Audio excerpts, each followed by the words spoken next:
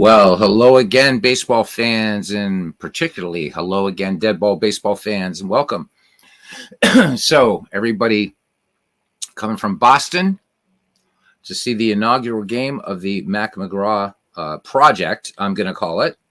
It's a collaboration between Berni, Stroum, and I. So, what Berni did was selected 8 teams from the Deadball era and the American League. That I still affectionately call the junior circuit. So there's a little bit of slice trash talk in there. Anyhow, so good game there. Check it out. Between the 1912 Boston Red Sox and the 1917 Chicago White Sox. Philip Reynolds joining us here. Dwayne Martz, first 2 guys in the grandstands. These guys are grandstands guys. All right. So what will happen? And I picked 8 teams from the National League. We're going to be playing each on our own channel. So Berni will be doing the American League games. I'll be doing the National League games. It only fits as I'm a National League fan. And, all that good stuff. At the end of the season, we will meet in a World Series. So hope you guys enjoyed the game. So I wanted to, when we created this league, I thought it would be a great idea to name the league after 2 of baseball's greatest managers, and certainly the greatest managers of the Deadball era, Connie Mack and John McGraw. So you'll forgive my indulgence. Usually I spotlight a player during a game, but I wanted to do my spotlight tonight, and this gives people a chance to settle in. And we are going to, courtesy of the Biographical Encyclopedia of Baseball by the editors of Total Baseball, pick this book up, as Berni talked about in his broadcast. This is a superb work. It really, really is. It gives you great stories behind the stats, as David Lando also joins us. Welcome in. You can pick this thing up. It's a big hardcover book. It's over 1,200 pages. Beautiful, good paper stock and everything. You can get this thing for about $6, and I mean, in superb condition. Get it. It doesn't just cover Deadball baseball, obviously. Just one of the many great sources. And before I get into my John McGraw tribute here, and then we'll get to a game. One of the screen filters I'm going to be using is going to be trying to capture kind of like what an old newsreel would look like. So there's a little bit of flickering. So anybody that might have epilepsy or other sort of things like that, maybe best to listen to the game. It's not strong, but it's subtle, and I just feel compelled to do that. I'm just going to give it a try and give it a look. Anyhow, eBay is your best friend for these great hernia-inducing baseball books. Seriously, the other resource Berni's using that I'll be using from time to time is Bert Solomon's fantastic Baseball Timeline. That book is megalithic in size, and just it's fantastic, and you can choose to read the book the way you want it, relive your favorite baseball season, use it as a resource for your replays if you want, but also gives you a little sense of what was going on in the world outside of baseball. With that being said, let's get started as we spotlight John McGraw. Here we go. All right. There's been only one manager, and his name is John McGraw, Connie Mack once observed. That quote alone gives baseball fans a good indication of McGraw's place in baseball history. But not only was he one of the national pastime's most respected and feared tacticians, McGraw was also a scrappy infielder with a lifetime .334 average on one of baseball's greatest teams. And by the way, we'll be seeing that team in this league. You'll be seeing... I'm able to go back to the 19th century. So we have 2 19th century teams, and one of them is the 1894 Baltimore Orioles. Anyhow, back to this. John Joseph McGraw's mother and 4 of his siblings died in a diphtheria epidemic, and he was sent to live with relatives. He still came under his father's supervision, however, which was no help to his baseball career. His father hated the game and walloped young McGraw for once breaking some church windows beyond right field. To protect his hide, McGraw became skilled at hitting to the opposite field. McGraw pitched for local teams before signing a $40 a month contract with Olean, New York of the New York and Pennsylvania League in 1890. Converted into a third baseman by manager Albert Kenney, McGraw then bounced around the minor leagues before impressing Billy Berni of the American Association Orioles in 1891. That Baltimore team was perhaps the toughest squad of all time, and the young McGraw soon emerged as the toughest and meanest Oriole. In those days, rookies were welcomed on the club as about as welcome on a club as a case of typhoid, and McGraw's arrival wasn't greeted with huzzas. The diminutive rookie was jeered as Bat Boy, and one day found himself literally shoved off the team bench. The brash McGraw proceeded to punch out his tormentors in full view of the Orioles' bewildered fans. That incident gained him acceptance from his teammates. Soon McGraw was trying out new tricks. In those days, only one umpire called each game, and McGraw developed such tactics as grabbing an opponent's belt as the player rounded third, causing runners to play with their belts loosened or just physically blocking a runner from the base. He was also a master at fouling off balls, waiting until he got just the right pitch to hit. There wasn't any of them that could foul him off harder than McGraw, teammate Wee Willie Keeler said.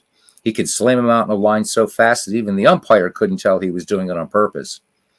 In spring training of 1930, a rapidly aging McGraw purposely fouled off 26 straight pitches. If McGraw couldn't get on base that way, he had other options. He might, for example, just lean over the pitch and allow himself to be hit by it. Years later, on seeing the introduction of batting helmets, Casey Stengel will remark, "If we'd had them when I was playing, John McGraw would have insisted that we go up to the plate and get hit in the head." The Orioles captured 3 straight National League pennants from 1894 through 1896. In 1899, McGraw became the Orioles players' manager, but when that franchise was lopped off from the National League in 1900, he was sold, along with 2 other players, to St. Louis for $15,000. He hated the idea of playing in that city and refused to report until the reserve clause was stricken from his contract. He played only 99 games, but still hit .344. In 1901, he became manager of Ban Johnson's American League entry into Baltimore. McGraw and Johnson were an odd combination. Johnson had pledged that one of the main tenets of the new league would be respect for umpires. McGraw was the premier umpire baiter in the land. Throughout 1901 and 1902, McGraw and Johnson clashed. Finally, in 1902, McGraw was suspended indefinitely. In retaliation, McGraw conspired to deliver the Baltimore franchise to the forces of the National League. As part of the bargain, he was named manager of the New York Giants.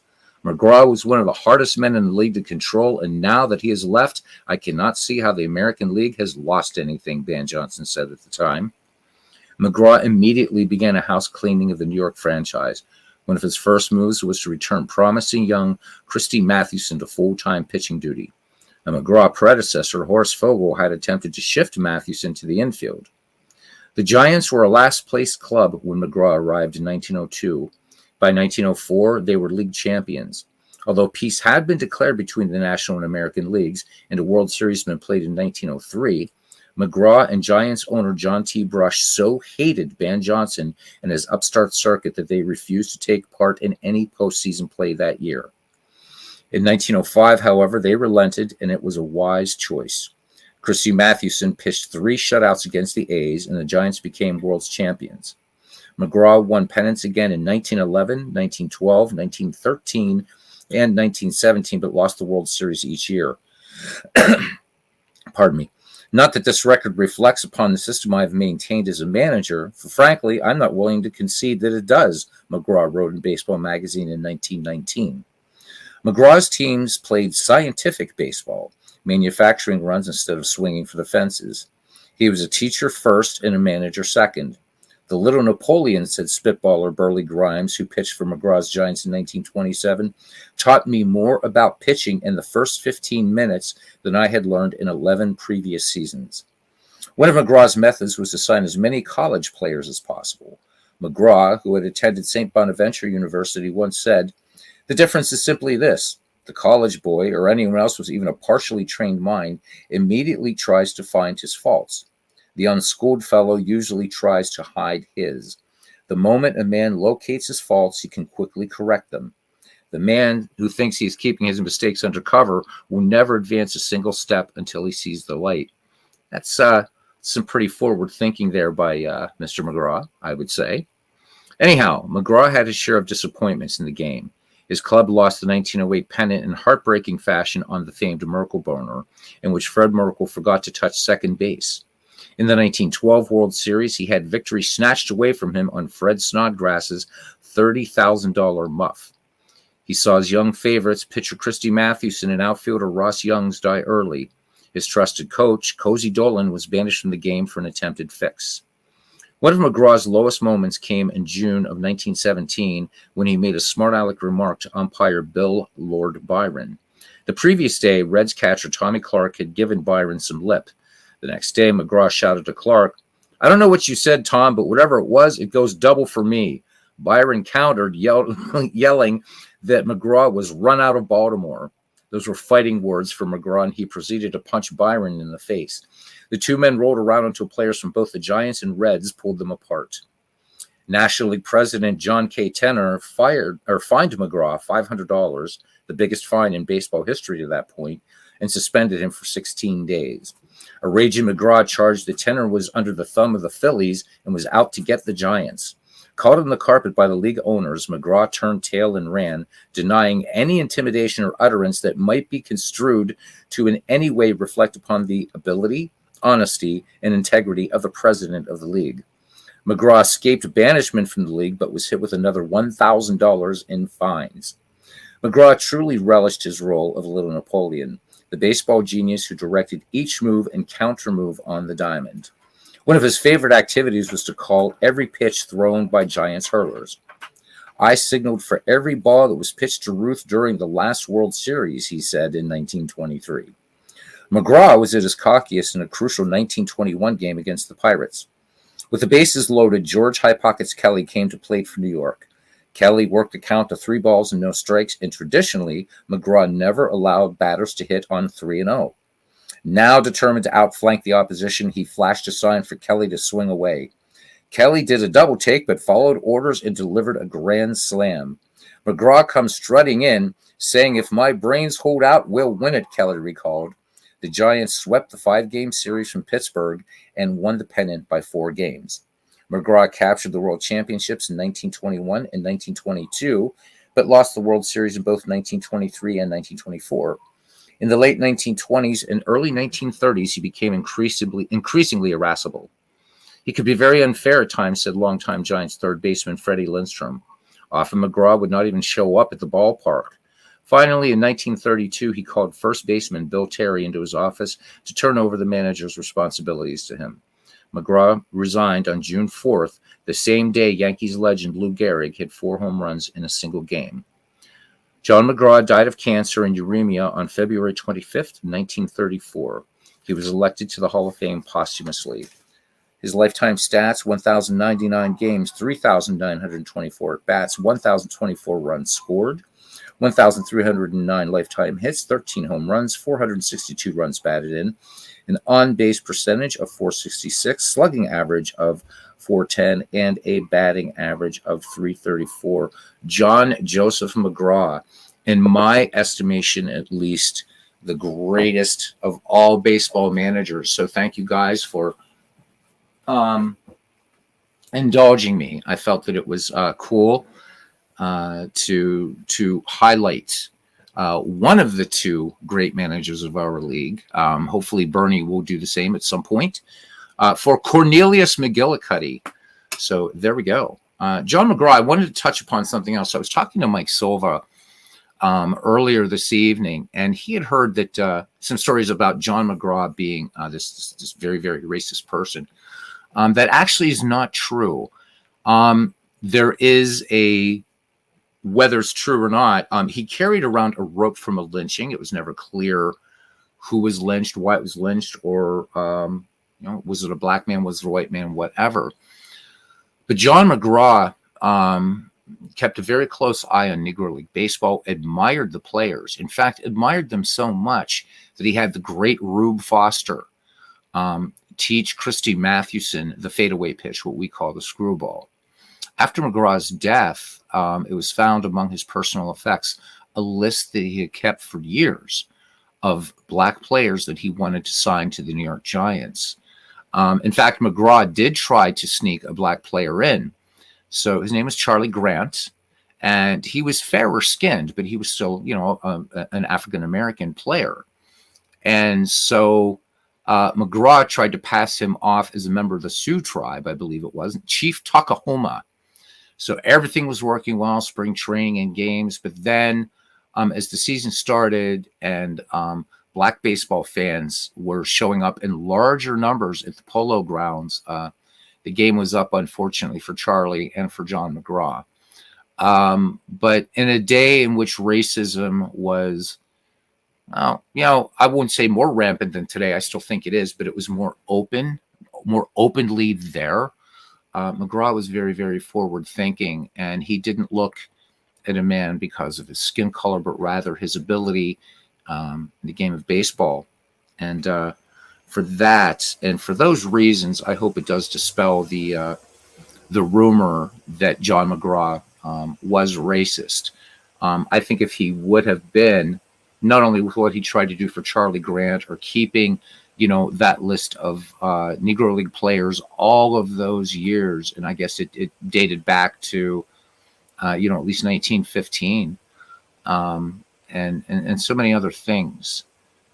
But I think chiefly too, because he went and recognized the greatness of Rube Foster and had him teach Christy Mathewson the fadeaway, which Mathewson, of course, a great multi-tool pitcher, but by all accounts, the fadeaway pitcher, the screwball, was probably Mathewson's most devastating. So to Mr. McGraw and Mr. Mack, Bernie and I hope that we can do you guys proud in this 154 game season, this project that Bernie and I are doing. All right. So now I'm going to do things a little bit differently than Bernie. So Bernie played out 2 weeks tonight. I'm not going to do that, at least right away.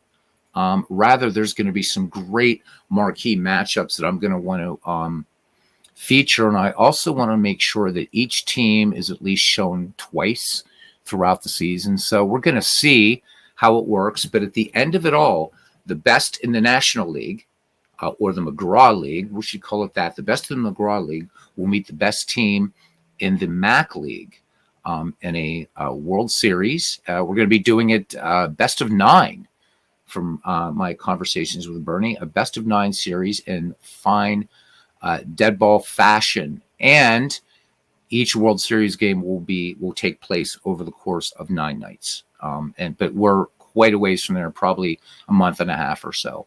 So what you're looking at right now are the preseason standings. So coming into this, we see that the 1897 Boston Beaneaters and the 1905 Giants came out of spring training each at 14-9. The 1909 Pittsburgh Pirates were 13-10. The 1894 Baltimore Orioles were 12-11. The 1906 Cubs 11-12, along with the 1916 Brooklyn Robins. The 1915 Philadelphia Phillies were 9-14. And finally, the 1919 Cincinnati Reds are 8-15. Because we're dealing with such a small time span, guys, there will be some doppelgangers. So, for instance, we will see Johnny Evers both with the 1906 Cubs, and he may make an appearance with the 1919 Reds.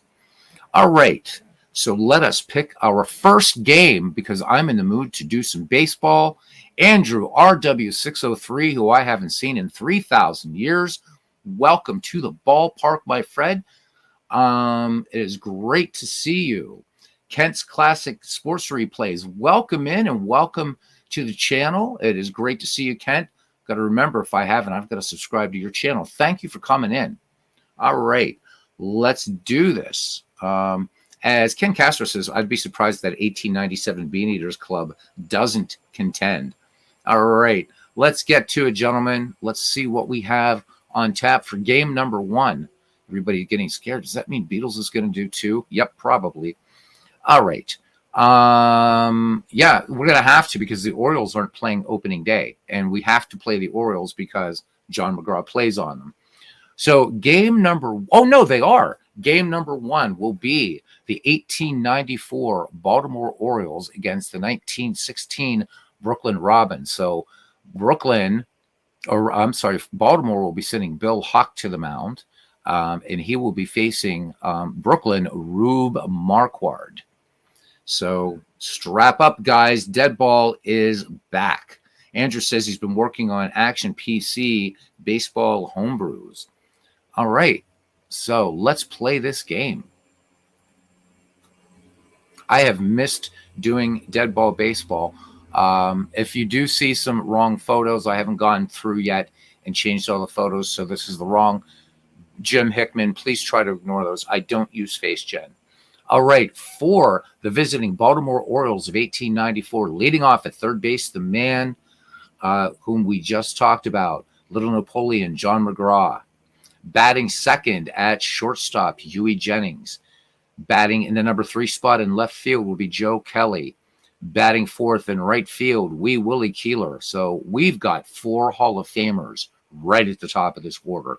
Batting fifth in center field, Steve Brody. Batting sixth at second base, Frank Bonner. Batting seventh, first baseman, Kid Gleason, best known probably, although a very capable player, Kid Gleason, the manager of the 1919 Black Sox. Batting eighth, one of the great nicknames in baseball, and catching Boiler Yard Clark. And then Bill Clark will take the hill and bat ninth. For the hometown, Brooklyn Robins leading off, playing second base, George Cutshaw. Batting second in center field, Jim Hickman. Batting third, one of my favorite Deadball players and players of all time in left field, Hall of Famer Zach Wheat. Batting in the number 4 spot at first base will be Lou McCarty. Batting fifth and catching, Jack Myers. Batting sixth, right fielder Jimmy Johnson. Batting seventh at third base, Mike Mowry. Batting eighth, shortstop Ivy Olson. And Hall of Famer Rube Marquard pitching and batting ninth. I hope you enjoy our return to Deadball Baseball. And once again, a big applause, shout out to Berni Stroum for doing a fantastic opening inaugural game of the Mack-McGraw Project. All right, here we go.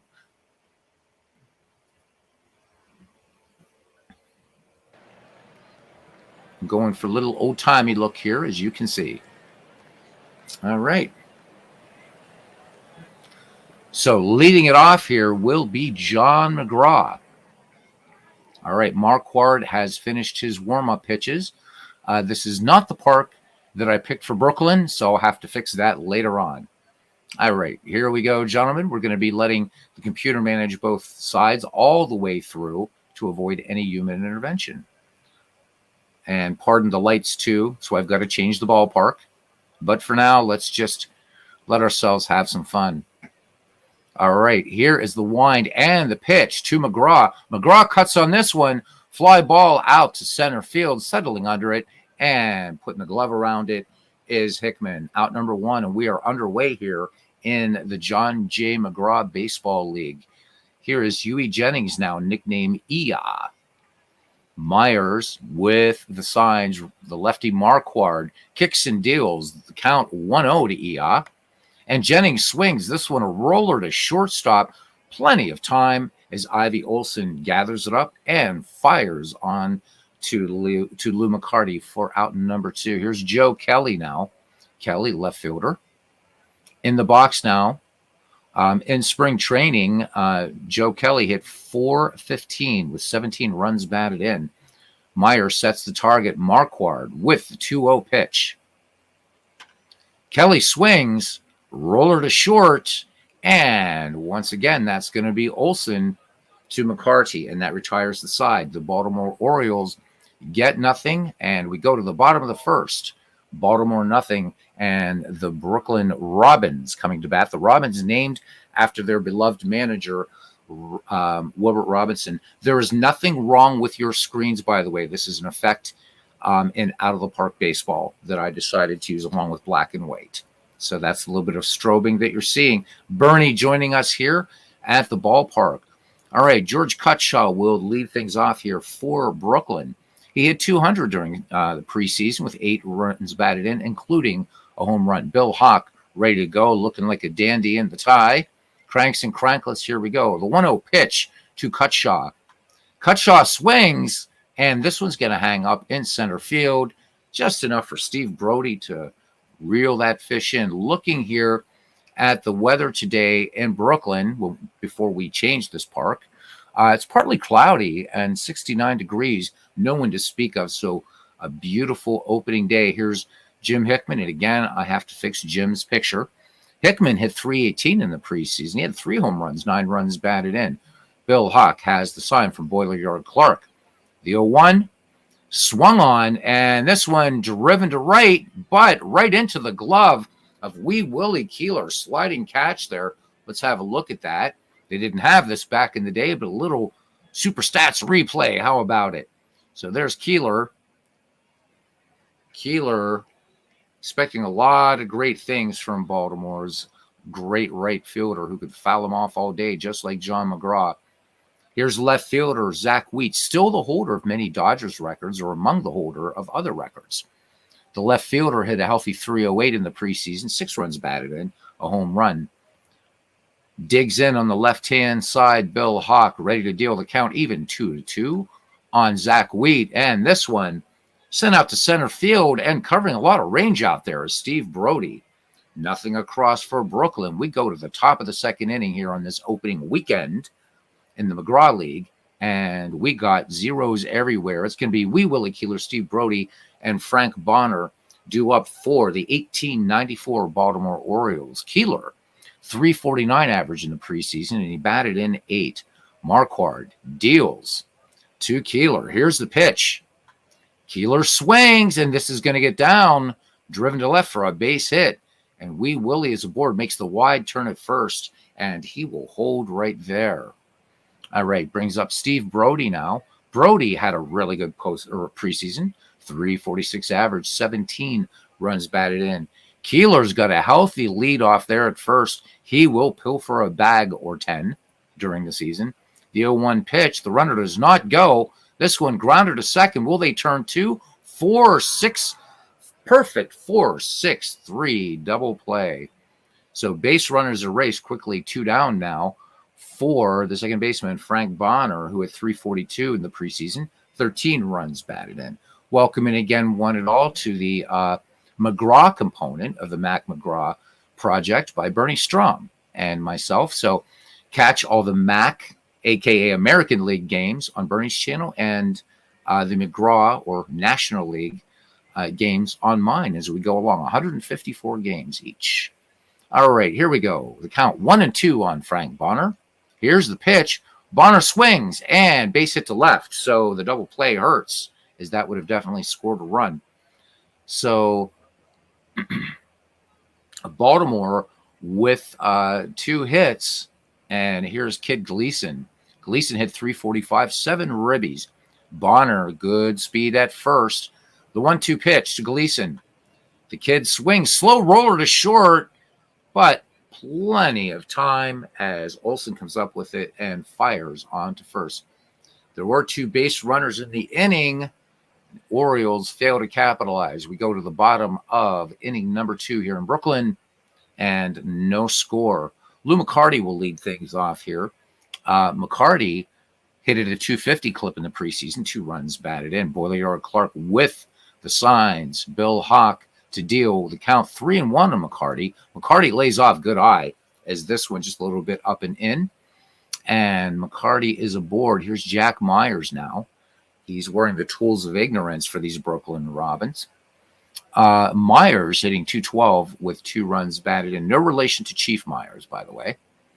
Hawk checks the runner McCarty at first. Nobody out. No score here. The 0-1 pitch. Runners not go. Little dribbler to third. And it's going to be 5-4-3. So how about it? Baltimore says to Brooklyn, we can turn us a double play as well. Here's Jimmy Johnson, another forgotten player from the Deadball era. Jimmy hit 333 with 6 runs batted in the preseason. 2 out, bottom of the second. Bill Hawk deals. Jimmy Johnson cuts in the first pitch, driven to right, and what a grab in right field by Wee Willie Keeler. Wee Willie Keeler making 2 stellar plays here. So Brooklyn picks up just a walk. We go to the top of the 3rd inning, scoreless here. An opening weekend. Here's Boiler Yard Clark, Bill Hawk, and then back to the top of the order, and John Joseph McGraw. Clark hit .333 in the preseason, 7 runs batted in for him. Marquard kicks and fires, the count 2-2. The lefty deals, swung on, routine ground ball to short, and he has all day, does Ivy Olson, to get the throw off to Lou McCarty. So score that one 6-3. Now for Bill Hawk, 0 for 3 in the preseason. Marquard deals the count even at 2 to Hawk. Hawk swings, grounder to second, score this one 4-3 as George Cutshaw, in one easy motion, fields it barehanded and tosses on to Lou McCarty. We're back at the top of the order with John McGraw. McGraw, 0 for 1 in the game, 2 away, no score in the top of the third inning. The lefty Marquard winds up the machine and lets it go. The 2-2 pitch to McGraw. McGraw swings, and this is going to be third baseman to third baseman as Mowry throws out McGraw to end the inning, moving along here at a rather comfortable clip. We head to the bottom of the third inning, and we are scoreless. Mike Mowry, who just threw out John McGraw, will lead things off. Ivy Olson, Rube Marquard due up for the Robins here in the bottom of the third inning. All right, Mike Mowry hit .238 in the preseason, 7 runs batted in, including a home run. Boilyard Clark sets the target for Bill Hawk. The count, 2 balls, 1 strike on Mike Mowry. Mowry swings this one just over third and into left field for a base hit. So Brooklyn picks up its first base hit of the game, and here's Ivy Olson. Ivy Olson hit 305, 7 RBI for him. Bill Hawk deals the count 2-1. Olson, little dribbler to short, 6-4-3, and this is double play heaven. No, let me see. No. Let's look here to the replay. No, they do turn the double play. Third double play turned in this game. Let's have a look. That one was close. Very, very close play. Mike Silva with us here in the park, and they do just get him by a gnat's eyelash. All right. Back to it now with 2 away, and here's Rube Marquard. Marquard 0 for 7. Marquard would later be under the tutelage, if you will, of John McGraw, as he would go on to join the Giants in the 19-teens. All right. 0-1 pitch. Marquard swings, grounder to first, and take it to the bag himself is Kid Gleason. Score that one 3 unassisted. We head to the visitors' half of frame number 4. No score here in Brooklyn. All right. Huey Jennings, Joe Kelly, and Wee Willie Keeler will bat for the Orioles. All right, 10 watching. Thank you, guys. And let me know if the flickering strobing effect is bothersome to you. I'll definitely turn that off for future games. Ken Castro says, I think Hawk was the first pitcher to pitch a no-hitter at the present pitching distance. We'll have to look that up, Ken. Ken Castro serves as he's just an excellent color man for our ball games. So we'll have to look that one up. That is a good question, or a good point. I think, but I'm not positive. Check that out. All right, here is Iya Jennings, so named because he would yell Iya, Iya. You would hear it all over the field, and he used that to distract runners, but also to get his own team going. Huey Jennings would go on later to be a coach and manager on those great Tiger teams in the 1900s with Ty Cobb and Sam Crawford. I believe there's you'll see them in the Mack League. I believe Berni selected the 1907 Tigers, I think. It's either 1907 or 1909 Tigers.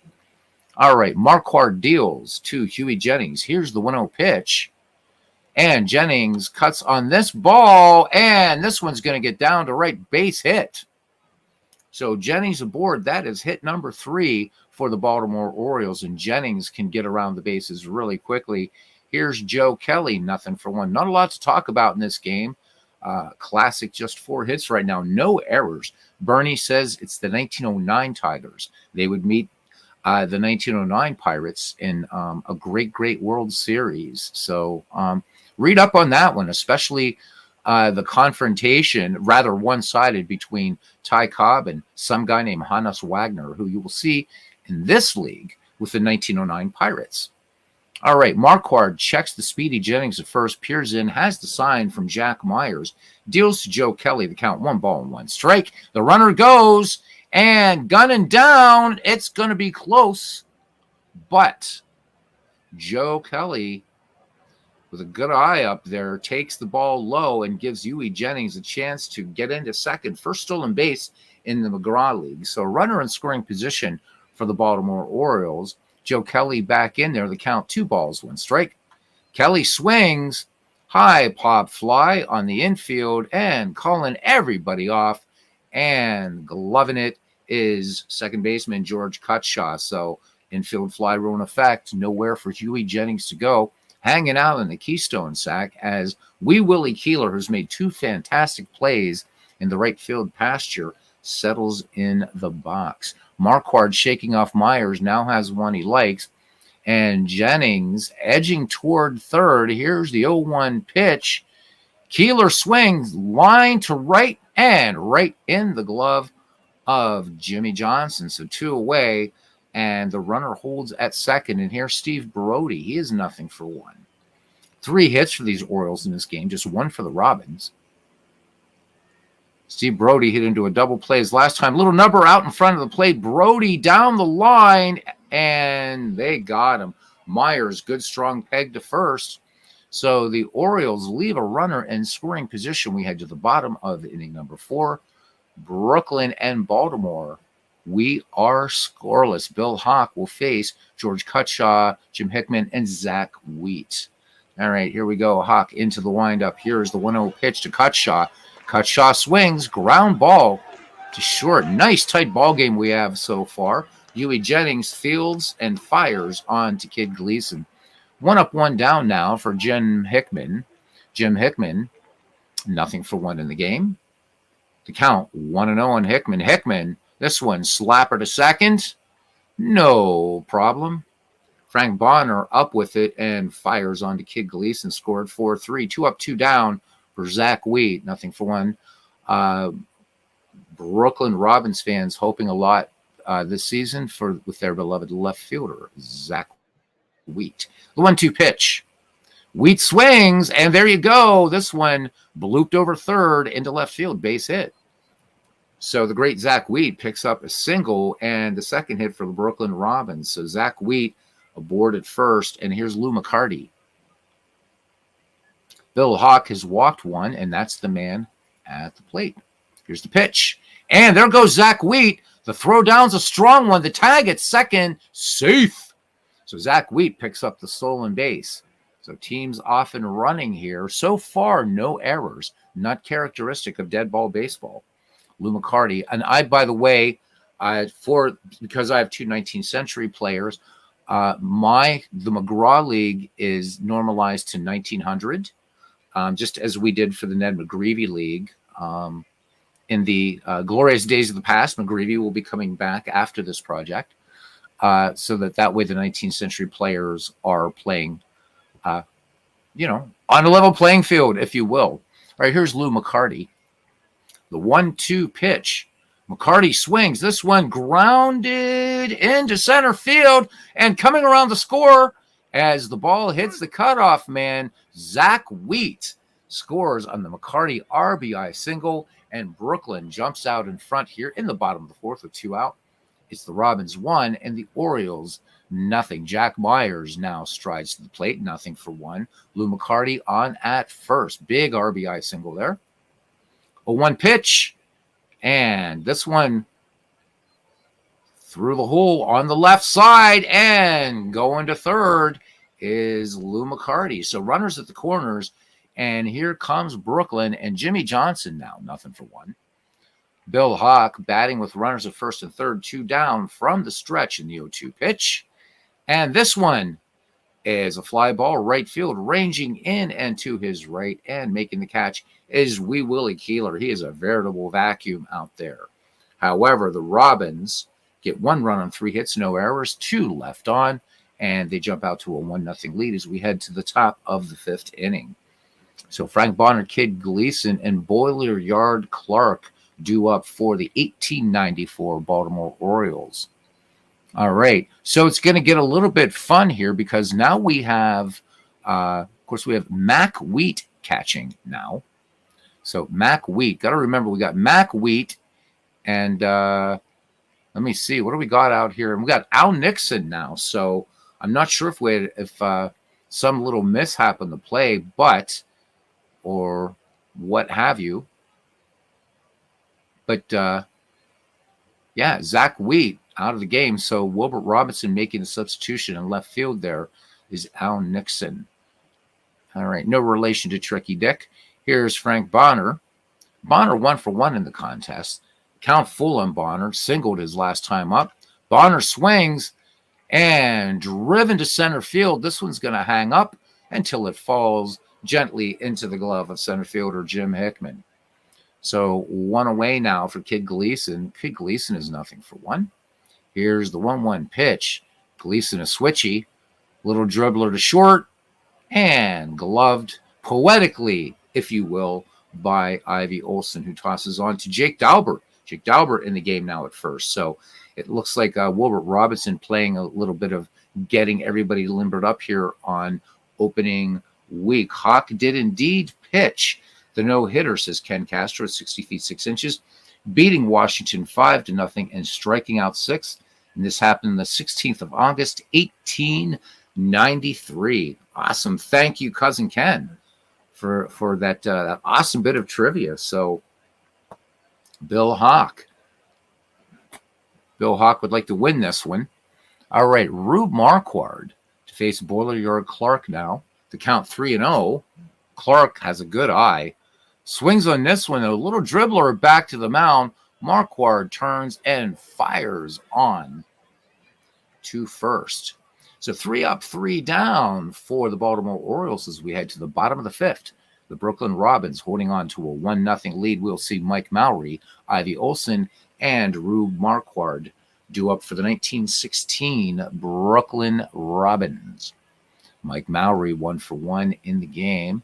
Bill Hawk, who, as Ken Castro just informed us, climbs the mound, throwing the first no-hitter in baseball history at 60 feet 6 inches. 2 balls, 2 strikes on Mike Mowry. Mowry swings. 2 hopper to short. Easily handled over there by E.A. Jennings, who fires onto Kid Gleason 6-3 on the putout. 1 up, 1 down for Ivy Olson. Beautiful day here in Brooklyn as Ivy Olson steps in. 0 for 1.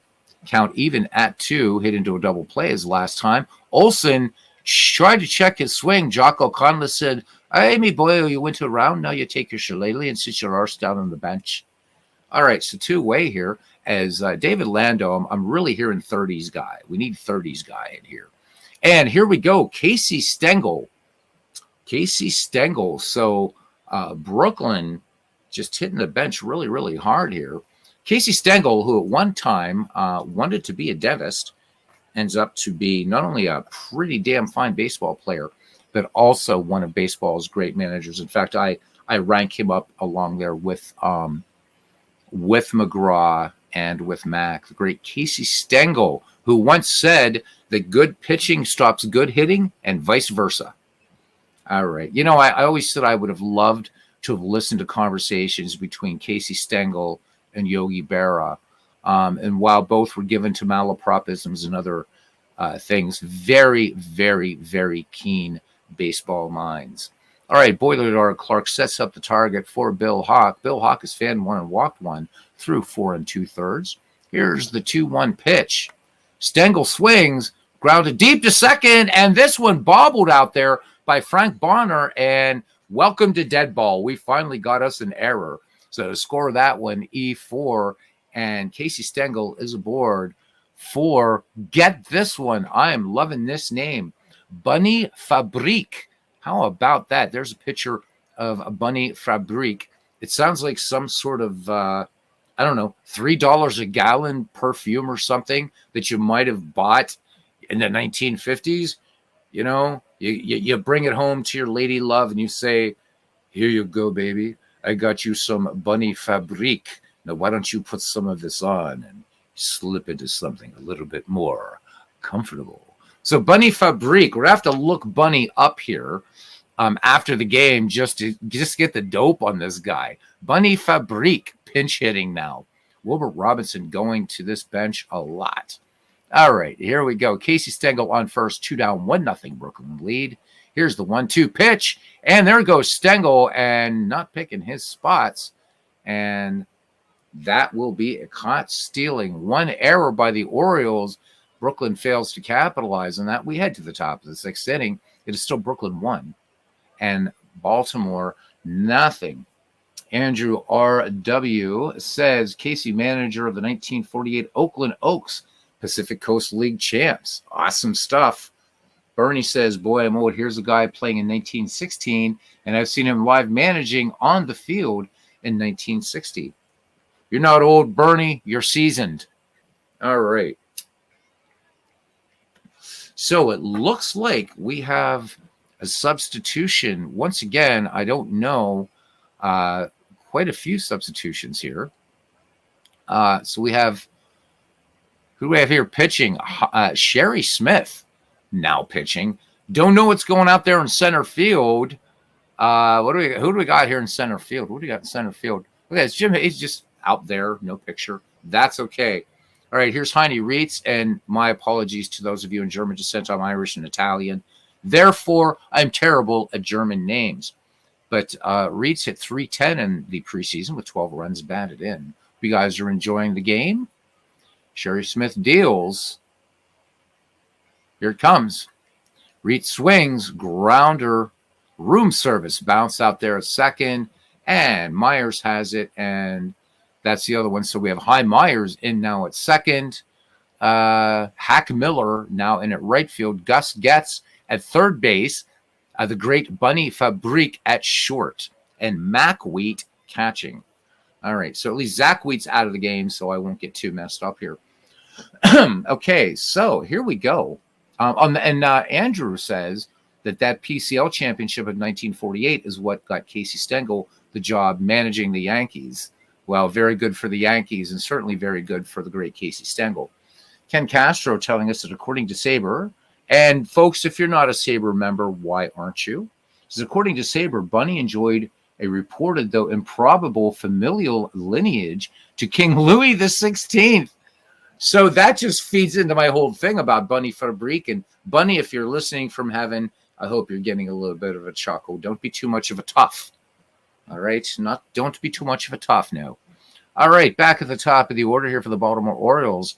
And one of my heroes, John Joseph McGraw, up there. He is 0 for 2. Sherry Smith gives a quick look there at Little Napoleon and deals. Here's the 0-1 pitch. And McGraw hits this one down the line into right field, base hit.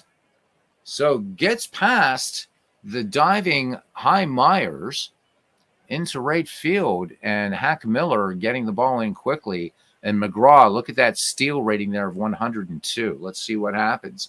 Huey Jennings 1 for 2 now, as Baltimore trying to get things going here in the top of the 6th, down just 1-0. Sherry Smith deals, and this one inside. There goes McGraw, the slide, the tag, and he is safe. So Mac Wheat with a strong throw down to second, but McGraw getting which would be appropriate for him, the second finger in on the bag, if you will. So McGraw gets up, proudly does not dust himself off. Huey Jennings back in the box. The count, 1 ball and 2 strikes. Jennings swings. This one drilled out to center field and right into the glove of Jim Hickman. Nice play, making the one-handed grab out there, Hickman. So McGraw, not going to try to run on Hickman's arm, will remain at second. So 2 down, and here is another great one. This Baltimore Orioles team is insane. The great Dan Bruthers. So in the preseason, hit .362, 9 runs batted, including home run. And this was a big dude here. Big dude. Bats lefty. Sherry Smith peers over his left shoulder at Mr. McGraw. Comes home with the ball there. The count 1-2. Bruther swings, and this one lofted to left. Ranging to his left is Nixon, and he will make the catch. So they leave one in scoring position. The stolen base by John McGraw is wasted. Baltimore continues to be frustrated. We go to the bottom of the 6th inning. Brooklyn 1, Baltimore nothing. And we will see Kirtley Baker. There he is, Kirtley Baker. Looks like the guy in your 10th grade biology class, I suppose. So his preseason record, 1 win, 2 losses, and 23 2/3 worked. He walked 5, struck out 9. All right. So Bunny Fabrique, Jim Hickman, and Jake Dalbert do up for these Brooklyn Robins. So far for Baltimore, no runs, 4 hits, an error, and just mirror it around for Brooklyn, 1 run, 4 hits, and no errors. Fabrique, a left-handed hitter, the count 2 balls, 2 strikes. Fabrique lofted to left, and this little floater going to come down into the glove of Frank Bonner, who now finds himself in left field. So moving from second base to left field. His gravestone shows no reference to his baseball career. Interestingly enough, says Ken Castro of Bunny Fabrique. Andrew says he joined Sabre a few months ago. Good source for researching. Absolutely fantastic, guys. Join Sabre. It's the best. It's the best damn bargain out there. You want to get deep dive baseball. Another pinch hitter. This is incredible here. So Wilbert Robinson once again going to his bench, and we got Red Smith. So Red Smith in the preseason, 241 average, 2 runs batted in. All right, here we go. And actually, I just realized something, guys. I just realized something. Talking about preseason, this is saying spring ballpark. No wonder this isn't the park I picked. This is a spring training game. So after this game is not going to count. So I think what we're going to do is we're going to go ahead and fast forward. So we're going to finish spring training. I just realized up here, I forgot about this. When you're in spring training, it will say spring ballparks. I'm like, wait a minute. This should be Union Avenue grounds. All right, so let's go ahead and do entire game because it's spring training and it just don't count. No wonder, because I'm thinking, what's going on with all the pinch hitting? Okay, so anyhow, who won this one? The Robins, 2-1. We're going to go ahead and play up to opening day, and then we'll have an official opening day. Yeah, so how about it? Jeez, guys, I'm so sorry. That's terrible. All right. Anyhow, let's look in on the chat here. As Bernie says, his nickname Bunny likely stems from his quickness or small stature, as was common for nicknames at that time. After his playing days, Fabrique spent some time as a minor league manager. Interestingly, then, that he would go on to be a manager, and no mention on his gravestone. Okay, are we in the regular season? Let's hope so. I'm sorry about that, guys. Shall I read an important message? Let's read an important message. I don't want to configure the damn thing, but at least we got a little bit of a kickoff here, so not as flawless as the redoubtable Mr. Stroum. Spring training is over. Practice is over. It's time for real baseball action.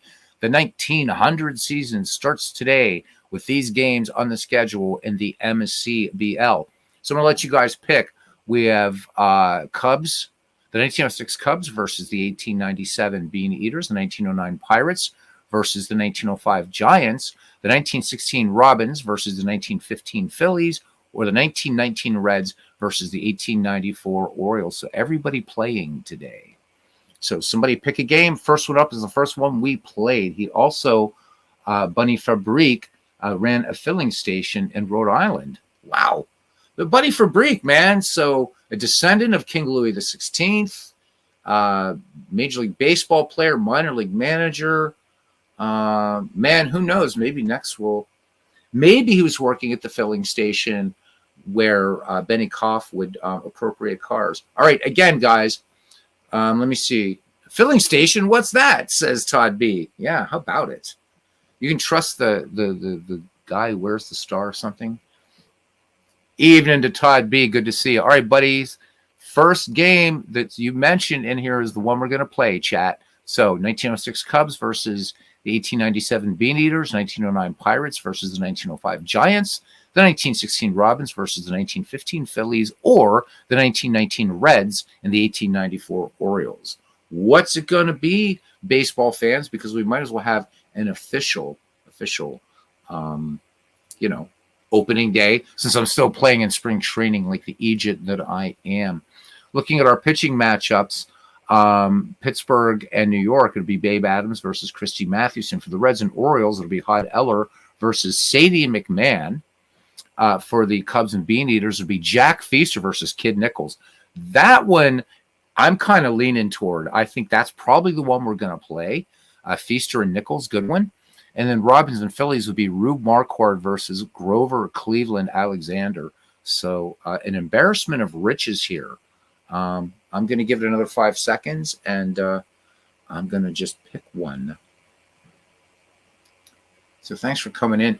While we're waiting here for somebody to pick a game, I want to make sure I haven't missed anybody, because I probably have. Philip Reynolds is with us.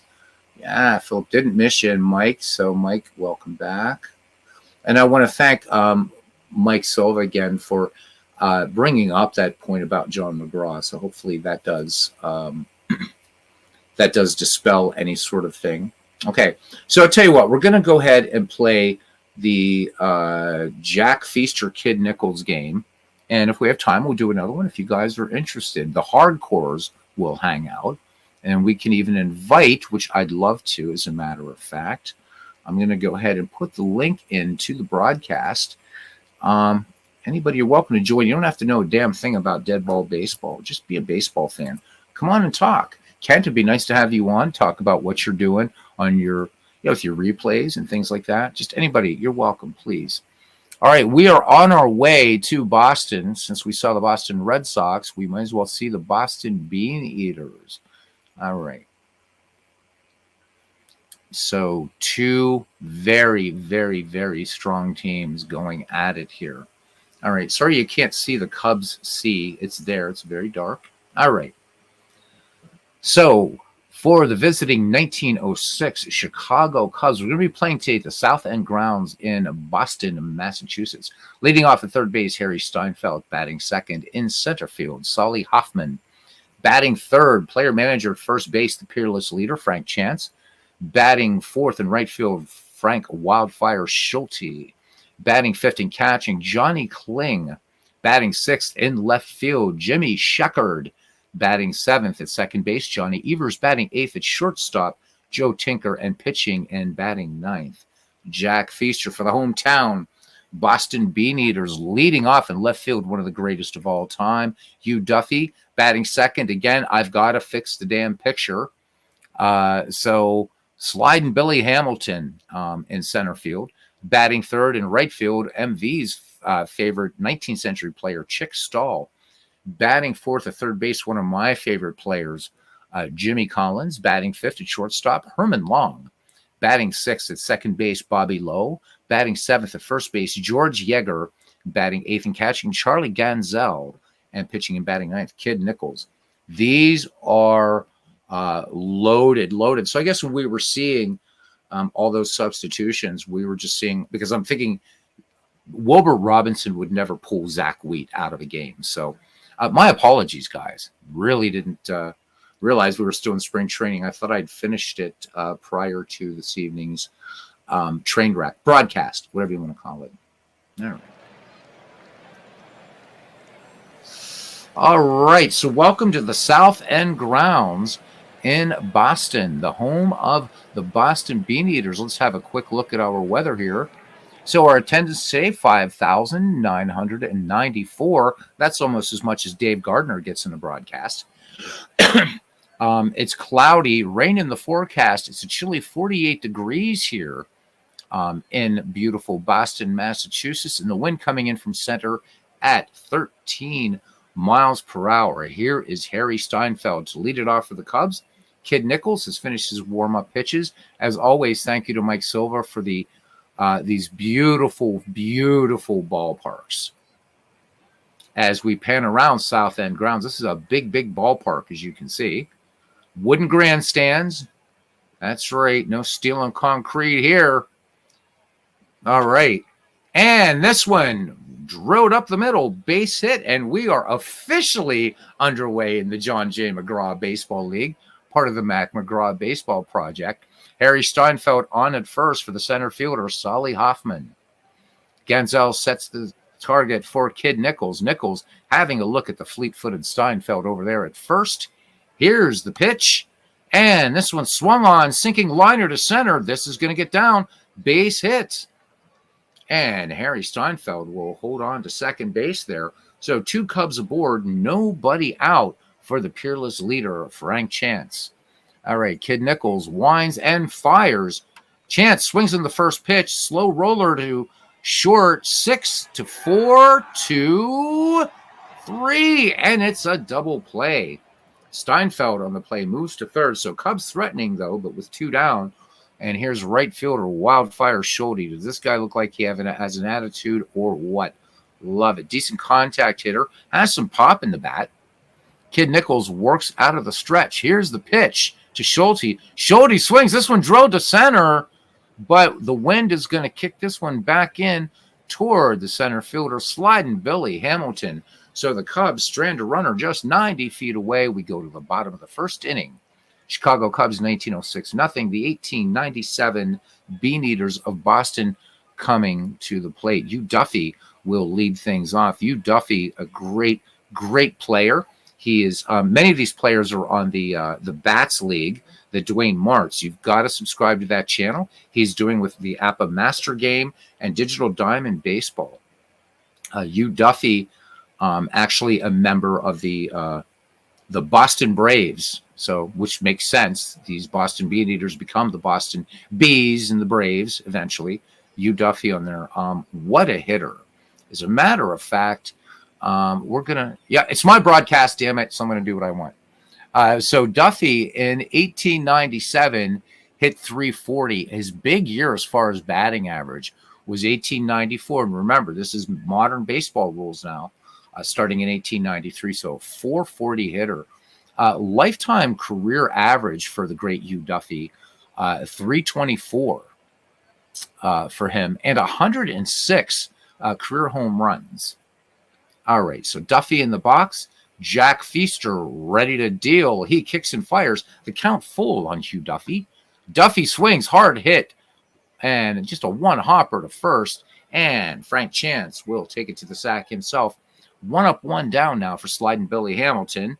And unlike Action PC Baseball, I can't change player photos in game, which is really stupid. At least I don't think so. I don't think I can. Let me see if I can. Maybe I can. Can I go to the editor?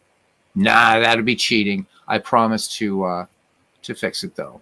This is one of Ken Castro's favorite all-time players, sliding Billy Hamilton. Jack Feaster deals the count 2-2. If Hamilton gets on base, look out. This one slow roller. Not a problem for Feaster as he throws out the fleet-footed Billy Hamilton. So as you guys will be following the McGraw League, you will see sliding Billy Hamilton steal a lot of bases. As a matter of fact, let's have a quick look here at sliding Billy and his real-life stats. So buckle up, folks. 912 lifetime steals. So ridiculous. Now you will see some triple-digit numbers up here. Stolen bases still kind of being defined, but by the time you see stolen bases defined, sliding Billy just ridiculously fast. Hamilton, a lifetime 344 hitter. So Hamilton, dangerous part of this crazy stacked Bean Eaters lineup against a powerful Cubs lineup. Chick Stahl now. Here we go. The lefty waits on the 1-2 pitch. And Stahl delivers this one room service to short. Joe Tinker on to Frank Chance. So that does it. Side retired. We go to the top of the second. We are scoreless here in Boston. And we'll have Johnny Kling, Jimmy Sheckard, and Johnny Evers due up. Kid Nichols. 3-2 pitch now on the catcher, Johnny Kling. Kling swings. And this one fly ball way out to left. This one's going to bounce off the wall. Johnny Kling is digging for 3. Is Johnny Kling going to make the turn? Nope. He's going to hold. Triples as the throw hits the cutoff man. And a strong throw to home. So Hugh Duffy had a long way to get that. Makes the strong throw to Jimmy Collins, who just absolutely wails it into Charlie Ganzel. So here come the Cubs now with nobody out and a runner, the go-ahead runner just 90 feet away. And here's the left fielder, Jimmy Sheckard. Jimmy Sheckard, forgotten star of the Deadball era. Kid Nichols from the stretch and the 1-1 pitch. Sheckard swings, hard ground ball to first. This one bobbled at first by Yeager. Score that one E3, and they decide to hold Johnny Kling. So can the Boston Beaneaters turn an error into a possible double play and concede the run? So Johnny Kling at third, Jimmy Sheckard at first for the Crab, Johnny Evers. Johnny Evers, Joe Tinker waiting on deck. Johnny Evers and Joe Tinker, the keystone of that Chicago Cubs infield, did not talk to each other for 3 seasons over an argument on taxi cab fare. Good speed on the base paths here for the Bruins. Here's the pitch. Evers swinging on the first pitch. This one grounded to second, and they're not even going to come home. They're going to get the lead. They're going to get the runner at second, but Johnny Kling will come in to score. So tough play. Let's have not a super stats replay, but just regular replay. Look at that. Once again, so there was no way. The runner, Kling, is already off and running, and they can't turn two. Just too much speed. And these Cubs are going to capitalize in every way they can. The score 1-0 in the top of the second. All right, nobody in the green room. Guess nobody wants to talk tonight, but the invitation is there. Yeah, I do, Bernie. Bernie says I get a chance to call a Tinker to Evers to chance double play tonight. I'd love to do that. It's pretty exciting. I'll probably get so excited I'll forget. All right, here's Joe Tinker now. Joe Tinker, fantastic shortstop, deserves all 3 of these guys. I do take a little bit of I have to disagree with Daniel Okrent, who said that, well, they're mainly famous because of the great Franklin P. Adams poem. These were superb baseball players, and Tinker, Evers, and Chance all belong in the Hall of Fame. And if you guys remember, and maybe I'll do it again later this season, I'm going to do a little example from Tales of a great book called Tales from the Deadball Era. Johnny Evers, this guy thought about the game as scientifically as John McGraw, and I'll find that passage for you sometime when we're playing these 1906 Cubs again, just so you know. But these were excellent baseball players. Harry Steinfeld, good player, unfortunately maybe forgotten in that mix, but Daniel Okrent, all due respect, Tinker, Evers, and Chance all belong in the Hall of Fame. All right, here we go. Johnny Evers on first, 1 down, 1 in for the 1906 Cubs. The count 1 ball, 1 strike. And the runner is off. Johnny Evers is out of there. So Ganzel comes up strong peg down there. So 2 out, bases empty. Joe Tinker back in the box. The count 4 now. Tinker swings, roller down the third base line, and Collins up with it. Jimmy Collins and fires onto first to retire the side. But the Chicago Cubs of 1906 score a run and take the lead 1-0 as we go to the bottom of the second inning. Jimmy Collins, Herman Long, and Bobby Lowe do up, and that's a scary, scary trio to face the number 4, 5, 6 hitters for these great Boston Beaneaters. Southpaw Jack Feaster has the sign from Johnny Kling. Here's the wind and the pitch. Jimmy Collins swings, hard ground ball to shortstop. Plenty of time for Joe Tinker as he ranges just a bit over and makes the catch. I mean, come on, look at these defensive ratings for these guys. And even Harry Steinfeld over there at third. But just fantastic. And I have this set at 100% accuracy for scouting and everything looking right from everything I've read. These clubs are just crazy strong. Here's Herman Long now.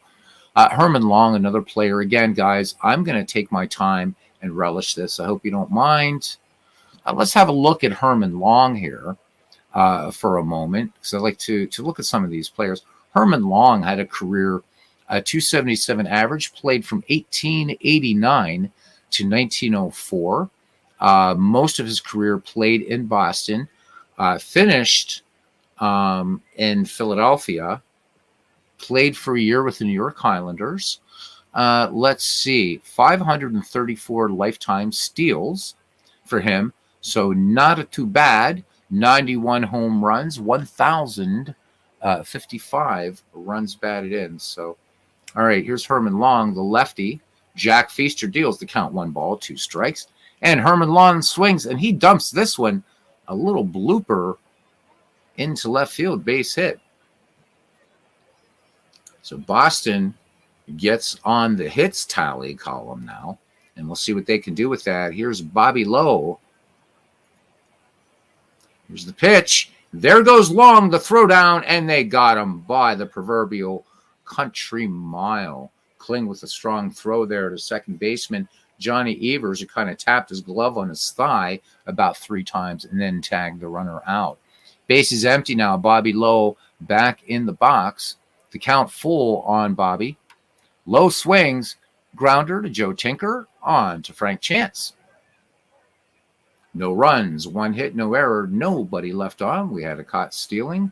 We go to the top of the third. The Chicago Cubs lead the Boston Beat Eaters 1-0. And it'll be Jack Feaster. And then we swing right around to the top of the order. Harry Steinfeld and Solly Hoffman here on Beatles Eternally After Dark. There you go, David. That's just for you. All right, Jack Feaster now in the box. Kid Nichols into the wind and the pitch. Feaster swings. This one driven to center field, but right down in the glove of Sliding Billy Hamilton. Beautiful play there by Sliding Billy. We're just going to give Sliding Billy a little bit of love here from the Commonwealth of PA. And there's Billy Hamilton showing that range out there. All right, here's Harry Steinfeld now back at the top of the order. Steinfeld with one of the 3 Cubs hits in this game. Kid Nichols winds and deals 3-0 pitch to Steinfeld. Steinfeld's not biting at that bait. So this pitch inside, and Steinfeld will take advantage of the free pass and trot down to first. Here's Solly Hoffman. Solly Hoffman also with a hit in this game. Count 3-2. And Hoffman is going to take ball 4 inside. So consecutive walks by Kid Nichols. He's in a little bit of trouble here. We read a lot about Kid Nichols. Let's have a look at this great pitcher. So Kid Nichols, career spanning from 1890 to 1906. So facing this club in the last year of his pitching achievements. And let's look at his real-life pitching. So Kid Nichols, lifetime 361 wins, 208 losses, finished with a 2.95 earned run average. Let me see. He struck out 1,868 batters. His whip, a very respectable 1.22 career whip. So, and he averaged 3.3 strikeouts per game. So a little bit on Kid Nichols there for you. All right. Back to it. 2 on, 1 down. Cubs with a 1-0 lead here in the top of the third. Kid Nichols deals the 2-0 pitch. Double play ball last time. Double play ball this time. The 6-4-3 double play. 2 walks in the inning, but that is it. We go to the bottom of the third, still 1-0, and it'll be George Yeager. Ganzel and Nichols due up for these Boston Bean Eaters. George Yeager, first baseman. Jack Feaster ready to deal. Yeager cuts on this first pitch, and this is going to be a base hit right field. So Yeager aboard. Is Yeager the Meister? We shall see. Gotta call it a night. Oh, thank you, Andrew, for coming in. You have been missed, my friend. Hope to see you around some broadcasts as we move on in the season. All right, here's Charlie Ganzel now. Charlie Ganzel, good arm behind the dish. See what he does with the bat. Ganzel swings, and this one, ground ball to second. They're not going to be able to turn 2. So moving the runner along, George Yeager makes it to second, and here is Kid Nichols. Let's see if he tries to bunt him to third. 0-1 pitch, and he swings away. Nichols, fly ball, right field toward the wall, and the Fatima cigarette sign, but just short of it. Schulte on the move and makes the grab. So 2 down, and George Yeager is not going to challenge the arm of Frank Schulte out there. Good momentum on that ball. All right, we're back at the top of the order for Hugh Duffy. He is nothing for 1. The 1-2 pitch to Duffy, and this one gets away from Johnny Kling, but good play, pounces on the ball, preventing Yeager from getting to third. So Johnny Kling flashing the leather back there whilst wearing the tools of ignorance. Hugh Duffy back in the box, the count full. Duffy checks his swing, and he is out of there. No runs, a hit, no errors, and a runner left in scoring position. We head to the top of the 4th inning.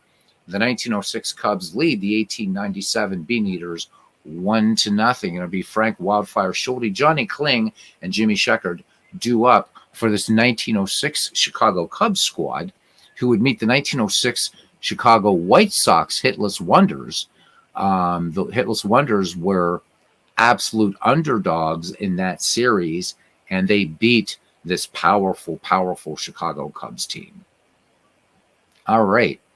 Schulte 0 for 1. Here's the 1-0 pitch to Schulte.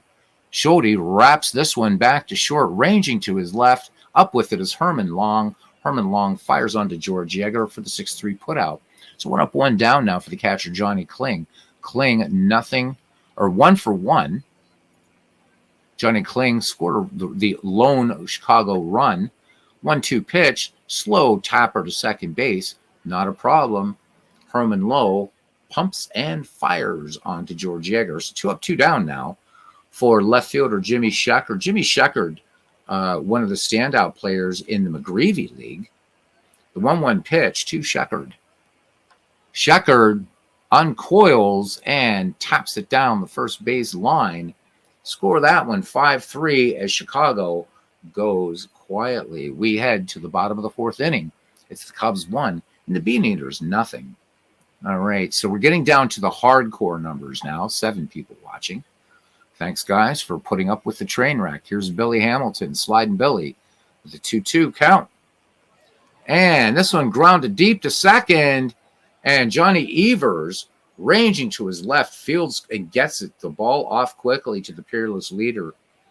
Key for any club playing these Boston Beaneaters is to keep Billy Hamilton off the base paths. Here's Chick Stoll. I'm sure his cousin Ken Castro is looking at this lineup. He'd probably like to see Billy Hamilton batting leadoff. So we'll get some of Ken's at least written thoughts after the game if he's with us. All right, here's Chick Stoll. 0 for 1. Stoll swings, and this one roped up the middle, base hit. So MV, if you catch this one on the flip side, Chicky Stoll with a base hit. So Chicago and Boston now tied at 3 runs apiece. It brings up Jimmy Collins. Collins, 0 for 1. Jack Feaster checks Stoll at first. Good speed there at first. And here's the pitch. Jimmy Collins grounds to short. Little hesitation there by Joe Tinker, and he gets it to Evers for 1, but we're not going to get to say chance. So fielder's choice, and Jimmy Collins is aboard with 2 down for Herman Long. Herman Long is 1 for 1 in this game. The count 1-0. Herman Long swings. This one drove to left. Does it have the distance? It does not. With the wind blowing in again, Sheckard makes the catch. It is the end of the 4th, and it is still 1-0 here. We're getting a bit of a nail biter here now on the official opening game of the McGraw League, part of the Mack-McGraw Baseball Project. Johnny Evers, Joe Tinker, and Jack Feaster due up for what would then be the West Siders of Chicago. The Cubs not moving to the North Side until about, 8 years after this team. So West Side grounds, which you'll see also in this replay. Again, thank you to Mike Silva, who's provided joy to so many players of Out of the Park Baseball, Action PC, Digital Diamond Baseball, with his amazing, beautiful ballparks that he's done. And let's not forget his uniform mod either. Mike, really a deep doff of the cap to you all the time. For this, Ken Castro says keeping Duffy and Hamilton off the bases and running wild is among the keys to taking the Beaneaters out, he says, in his opinion. And I concur. Two dangerous guys there. I mean, this, again, both of these lineups, just these teams are going to be down the stretch. It's going to be an amazing season, guys. I'm really looking forward to I'm just loving the fact I'm doing dead ball again. All right, Johnny Evers with an RBI in this game. Otherwise, he is 0 for 1, and he leads it off. Here's the 1-2 pitch. He grounded out his last time up. Evers swings high, big league pop fly on the infield, and coming in and making the catch is Herman Long for the first out of the inning. Yeah, so you Duffy, says Ken Castro, had 41 steals as well. So what a luxury to be able to have Duffy and Hamilton at the top of your order. I mean, again, all the way up and down here. Wow. Geez, I could almost do a 4-hour broadcast on almost every player on both squads. This is such a strong matchup here. Joe Tinker, nothing for 1. Grounded out his last time up. And Tinker swing on the first pitch. This one drilled to the deep part of the park. This one's going to roll all the way to the wall. Joe Tinker round second, and he's going to hold. Strong throw out there by you, Duffy. Excellent arm. Joe Tinker not going to chance it. So a runner in scoring position now for the 1906 Cubs. And here is Jack Feaster, the pitcher. The count, no balls, 2 strikes. And this ball is going to get away from Jake Gansel. And this time, little pass ball action. Johnny Kling able to prevent a runner moving up for the Cubbies. Charlie Gansel not able to do the same for the Beaneaters. And now Joe Tinker just 90 feet away with the potential second Cubs tally. Feaster back in the box. The count even. 2 balls, 2 strikes. Feaster lined out his last time up.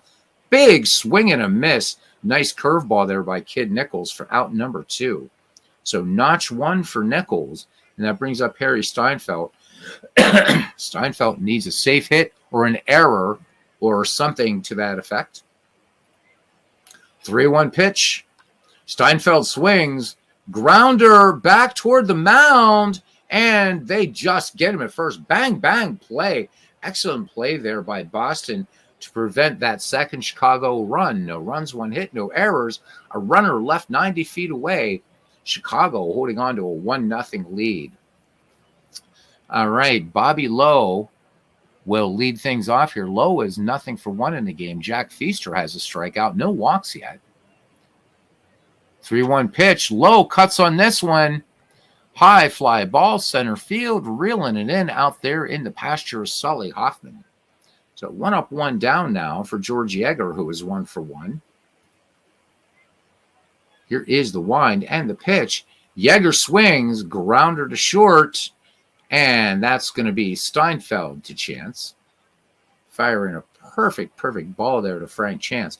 So quickly 2 away now for Charlie Gansel, who's 0 for 1. The catcher grounded out back in the third. Gansel swings, fly ball left field, and basically just walking to where the ball is going to come down is Jimmy Sheckard. So Boston goes 1, 2, 3. We head to the top of the 6th. Chicago Cubs 1, Boston Beaneaters 0. Sully Hoffman, Frank Chance, and Frank Schulte do up the number 2, 3, and 4 hitters. 8 people hanging out here.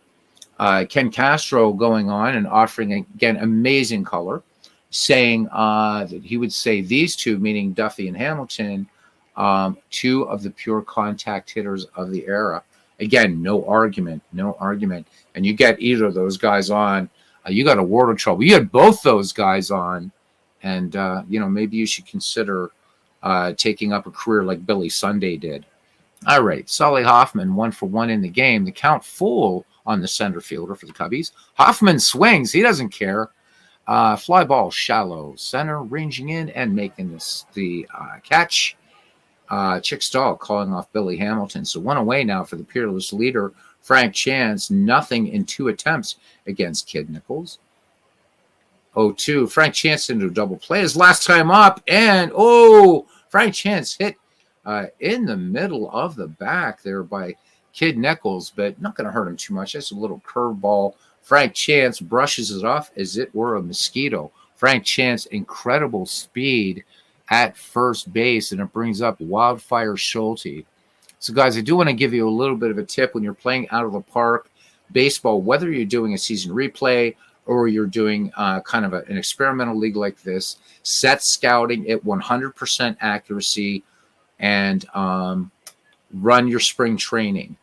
Also, if you're doing a career type league, please avail yourself of the player development tool. It's super, super cool. Super, super cool. All right. Schulte now at the plate, one down. Frank Chance aboard at first. And this Boston battery needs to watch because the peerless leader, known to be a tad larcenous. The 0-1 pitch, the runner does not go. Schulte swings. They could turn 2 here. 4, 6, 3. Beautifully executed double play by these Boston Bean Eaters. And that ends the inning. We go to the bottom of the 6th. And it's still 1-0 Chicago. This, you couldn't ask for a better game right now. If you're a Deadball baseball fan, 1-4-0 for the Cubbies, 0-3-1 for the Bean Eaters. Kid Nichols, Hugh Duffy, and Slidin' Billy Hamilton due up. Jack Feaster kicks and deals. So Kid Nichols flew out to Schulte his last time up, and this one called strike 3. Good fastball there by Jack Feaster to notch up his second strikeout of the game. Brings up Hugh Duffy now.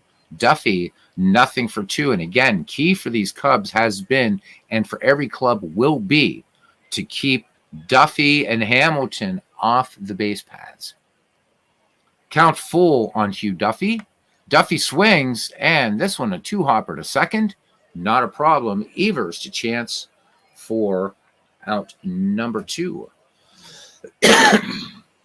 The wrong photographed, but right player, Billy Hamilton up there. So there's always a lot of debate on who was the all-time stolen base leader back in the day, so prior to Lou Brock and Ricky Henderson. And the crown was given to Ty Cobb, but only because of the rule changes which Billy Hamilton had to deal with. But you look at Hamilton after the stolen base rule comes into effect, and still one of the greatest base stealers of all time. All right, he bats left with 2 down here. Sliding Billy, 0-for-2. Here's the pitch on the 1-0, and Billy drills this up the middle for a base hit. Now let's see what Sliding Billy does.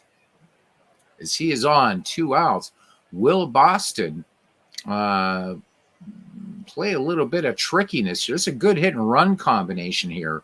There's less than 2 outs. You got to worry. Here's Chicky Stahl. Chick Stahl, 1-for-2. Hamilton leads off first. Feaster has a check of the runner.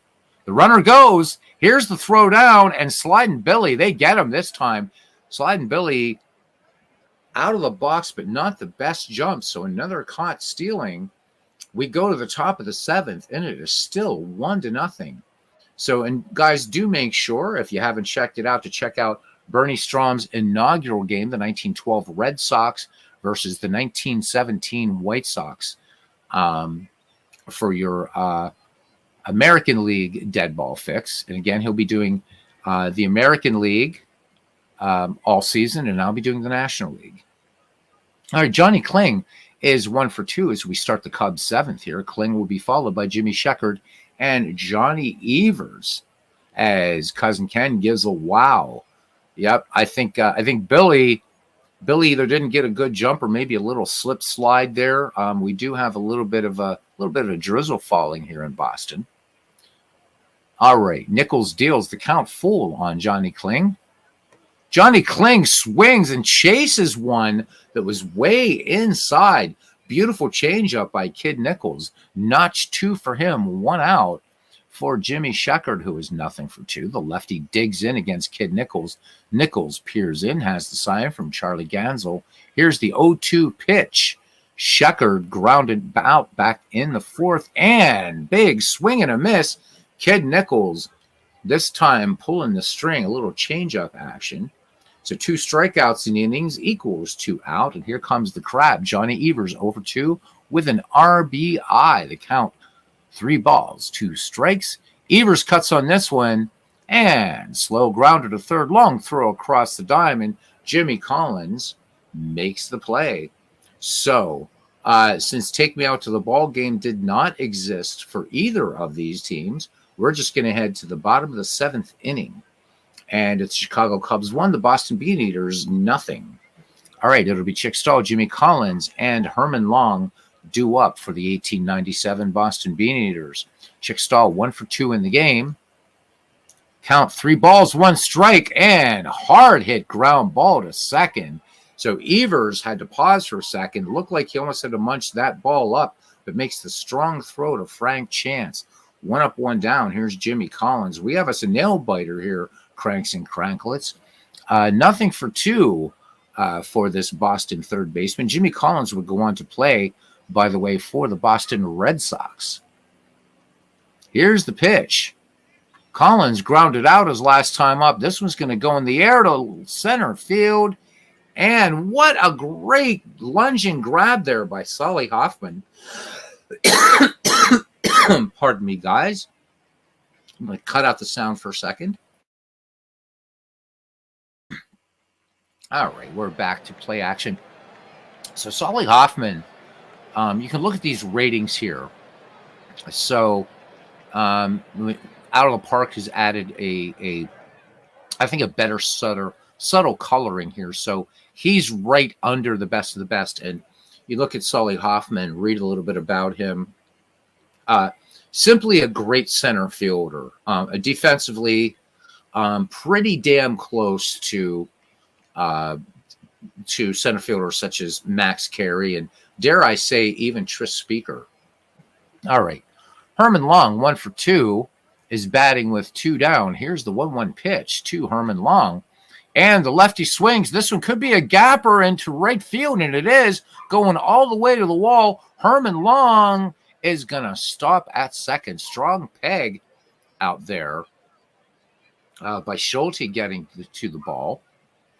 And Herman Long perched second with 2 down. Here's Bobby Lowe. So a chance for the Boston Beaneaters here to try to even it up. But so far, these Cubs just doing it right, pitching, infield, and outfield. And even Johnny Kling perhaps saving a run, pouncing on that passed ball. 0-1 pitch to Bobby Lowe, and diving stop at third by Harry Steinfeld, and then the bad throw, and that one, the throwing error, score at E5, and Bobby Lowe moves into second. Herman Long comes in to score, and the Boston Beaneaters tied up here in the bottom of the 7th, and if this ain't dead ball, I don't know what is. Whole new ball game now. George Yeager steps in, first baseman here for these Boston Beaneaters. He is 1 for 2. Jack Feaster checks the speedy Bobby Lowe at second. Here's the pitch, and they're going to intentionally walk George Yeager to pitch to the catcher, Charlie Ganzel, who was 0 for 2. All right, here we go. Feaster rubbing some more tobacco juice and black licorice on that already misshapen what used to be a sphere. I don't think that Plato would recognize that as one of his solids now. The 3-2 pitch. Ganzel flied out his last time up, and this time dumps it into center field. Base hit, so the intentional walk to get to Ganzel backfires on the West Siders. Ganzel with an RBI single, and Bobby Lowe scores, and now the Boston Beaneaters 2-1. So could this be a good night for the city of Boston in the inaugural evening of the Mack-McGraw Project? We shall see. Charlie Ganzel at first, George Yeager at third for the pitcher Kid Nichols, who is 0 for 2. Jack Feaster looking to stop it right here, stopping the bleeding. Aaron Reed joining us here at South End Grounds in Boston. The 1-0 pitch, and Nichols swings, and this one line drive base hit center field. That's going to be an RBI single, and Yeager will score. And how about it? Kid Nichols with an RBI double, and it's now 3-1. Boston opening it up here against Chicago. And again, in Bernie's game, we also had a Boston and Chicago game. And is this turning out to be a strange copy of that one? We'll see as we go back to the top of the order for the Bean Eaters. And Hugh Duffy, Charlie Ganzo on at third, Kid Nichols at second. So this started when Jack Feaster decided that he would rather pitch to Ganzo than George Yeager, and that kind of started breaking things apart for Jack Feaster. 3-1 your score here in the bottom of the seventh inning. Johnny Kling sets the targets, and here's the pitch. Hugh Duffy, hard ground ball deep to second. Up with it is Johnny Evers, on to Frank Chance to finally retire the side. But the Boston Bean Eaters pick up 3 runs on 3 hits. There was one costly error and 2 left in scoring position. We head to the top of the 8th inning. It's the Boston Bean Eaters 3 and the Chicago Cubs 1. Joe Tinker, Jack Feaster, and Harry Steinfeld do up. We'll see whether Frank Chance will stay with Feaster, who waits on deck. Joe Tinker 1 for 2 in the game. Kid Nichols 3 strikeouts, 2 walks through 7 innings worked. The count 3-1. Joe Tinker doubled back in the 5th. Joe Tinker's going to take the free pass, so he will amble on down to first, and that brings up Jimmy Schlegel. So we will indeed see a pinch hitter. Feaster's day is done. We'll look at his line at the end of the game. Jimmy Schlegel, of course, making his first appearance in this project. Joe Tinker on at first. Kid Nichols with 3 strikeouts, 3 walks. Count full.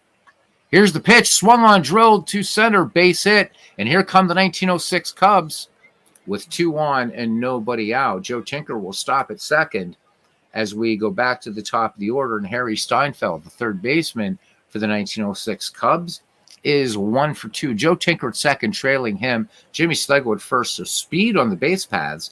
And in this case, Joe Tinker, a bit of a better base stealer than Jimmy Schlegel. So you like to have the faster runner ahead of you, of course. Kid Nichols deals. Steinfeld ground out his last time. First pitch swing, grounds it to short. 6-4-3 double play. Oh, my goodness. So long to low to Yeager, and moving to third on the play is Joe Tinker. So the Cubs have found themselves a number of times also with a runner just 90 feet away and have not capitalized. A chance now for Solly Hoffman and for Cyan Dryden to write about him in the Tribune tomorrow, should he come through with a safety today and tie it up. But Kid Nichols seems to be gathering some strength here now. Here's the pitch to Hoffman. Hoffman swings. This one, room service grounder to short. Not a problem for Herman Long, as he will fire onto first for the final out of the inning. The Cubs, 2 base runners, again, leaving one just 90 feet away. They do not score. We go to the bottom of the 8th inning. The Boston Bean Eaters of 1897-3. The Chicago Cubs of 1906-1. Yes, peerless leader, Aaron Reed. You got it, my friend. Sliding Billy, Chick Stahl, and Jimmy Collins do up for these Bean Eaters. Fred Beebe will come on now in relief for the Chicago Cubs. Thanks all and sundry for coming in. Appreciate it. 1-1 pitch to Beebe. Billy Hamilton 1 for 3 in this game. Lazy fly ball out to very, very shallow left, and it's going to be the shortstop, Joe Tinker, making the catch out there on the grass. You look at Tinker's defensive ratings here, a lot of range out there. Strung up the middle, you know. Some time ago on my channel, I showed some interviews of Tony La Russa's thoughts on what the real strength of a baseball team is.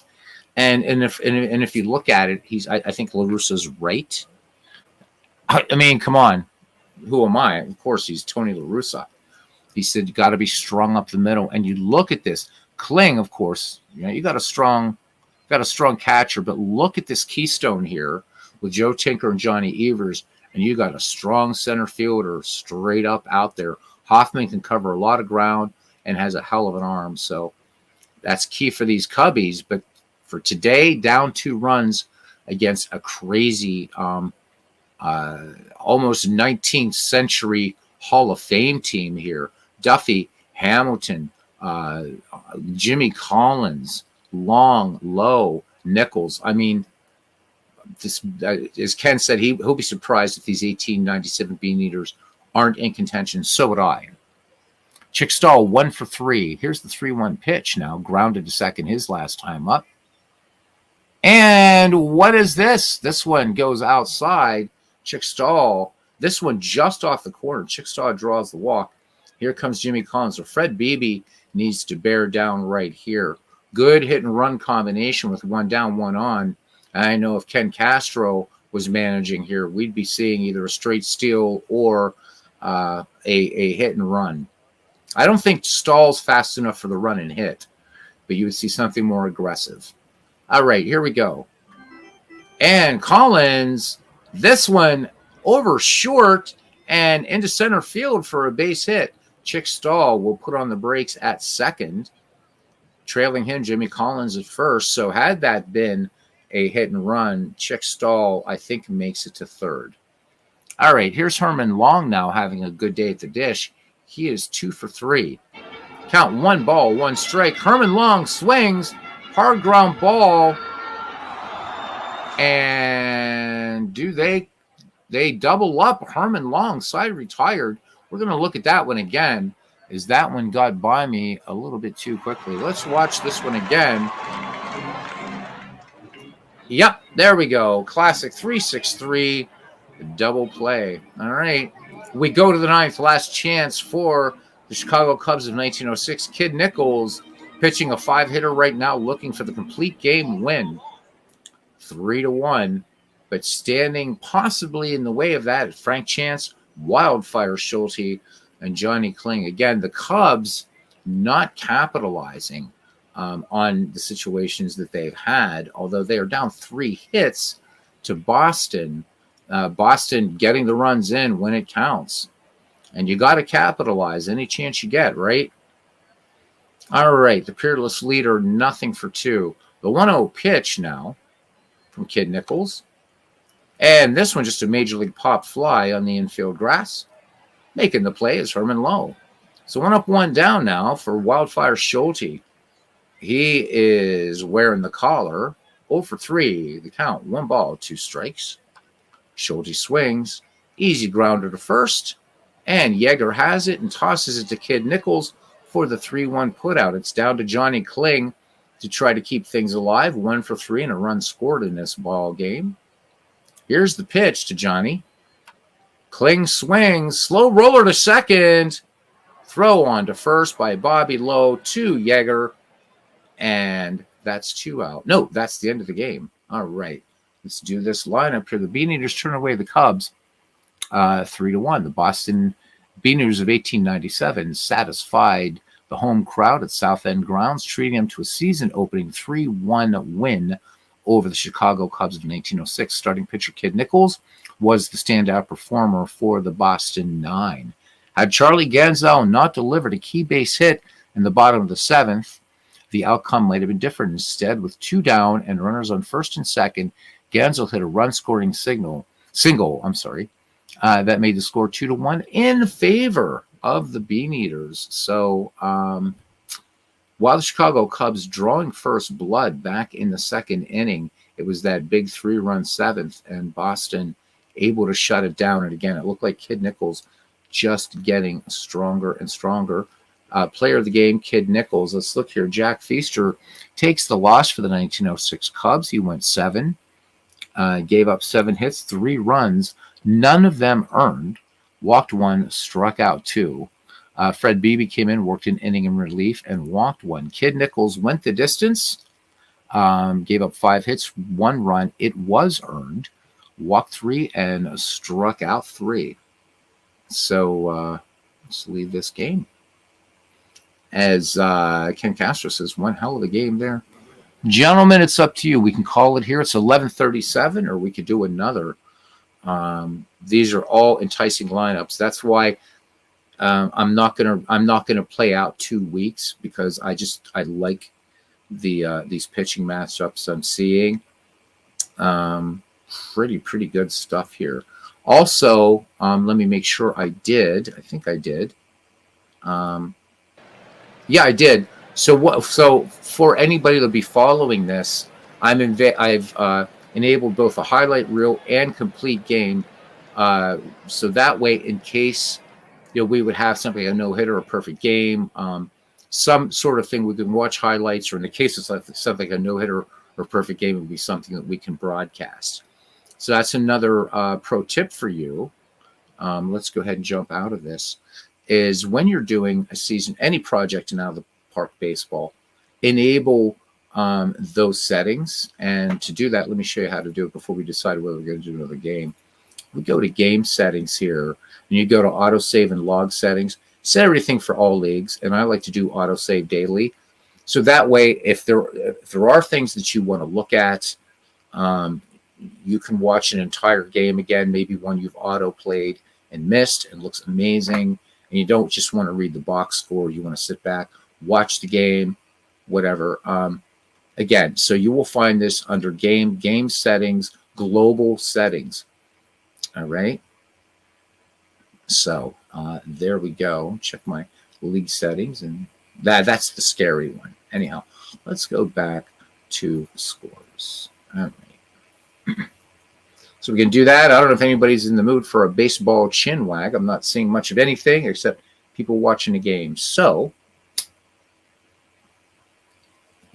with that in mind, we're going to go to another great matchup here.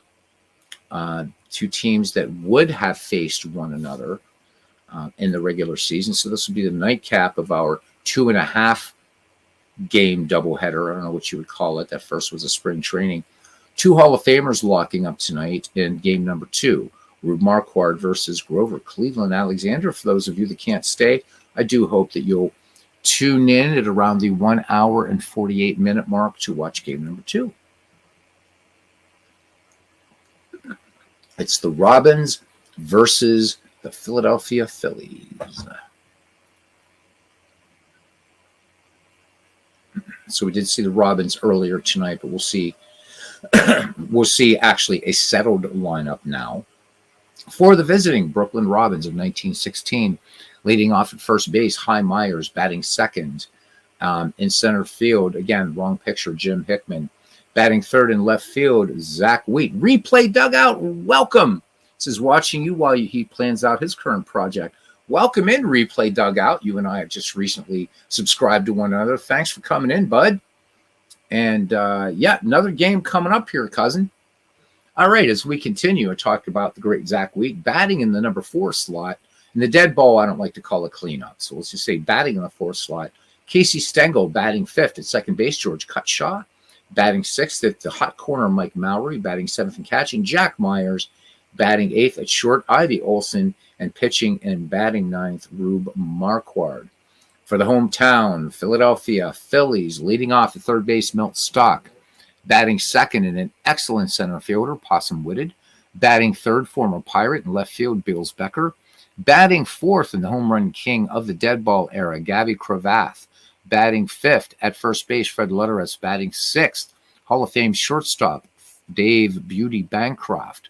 Batting seventh at the Keystone sack, Bert Niehoff. Batting 8th and catching, Reindeer Bill Killefer. And the man that needs no introduction at all, the great Grover Cleveland Pete Alexander.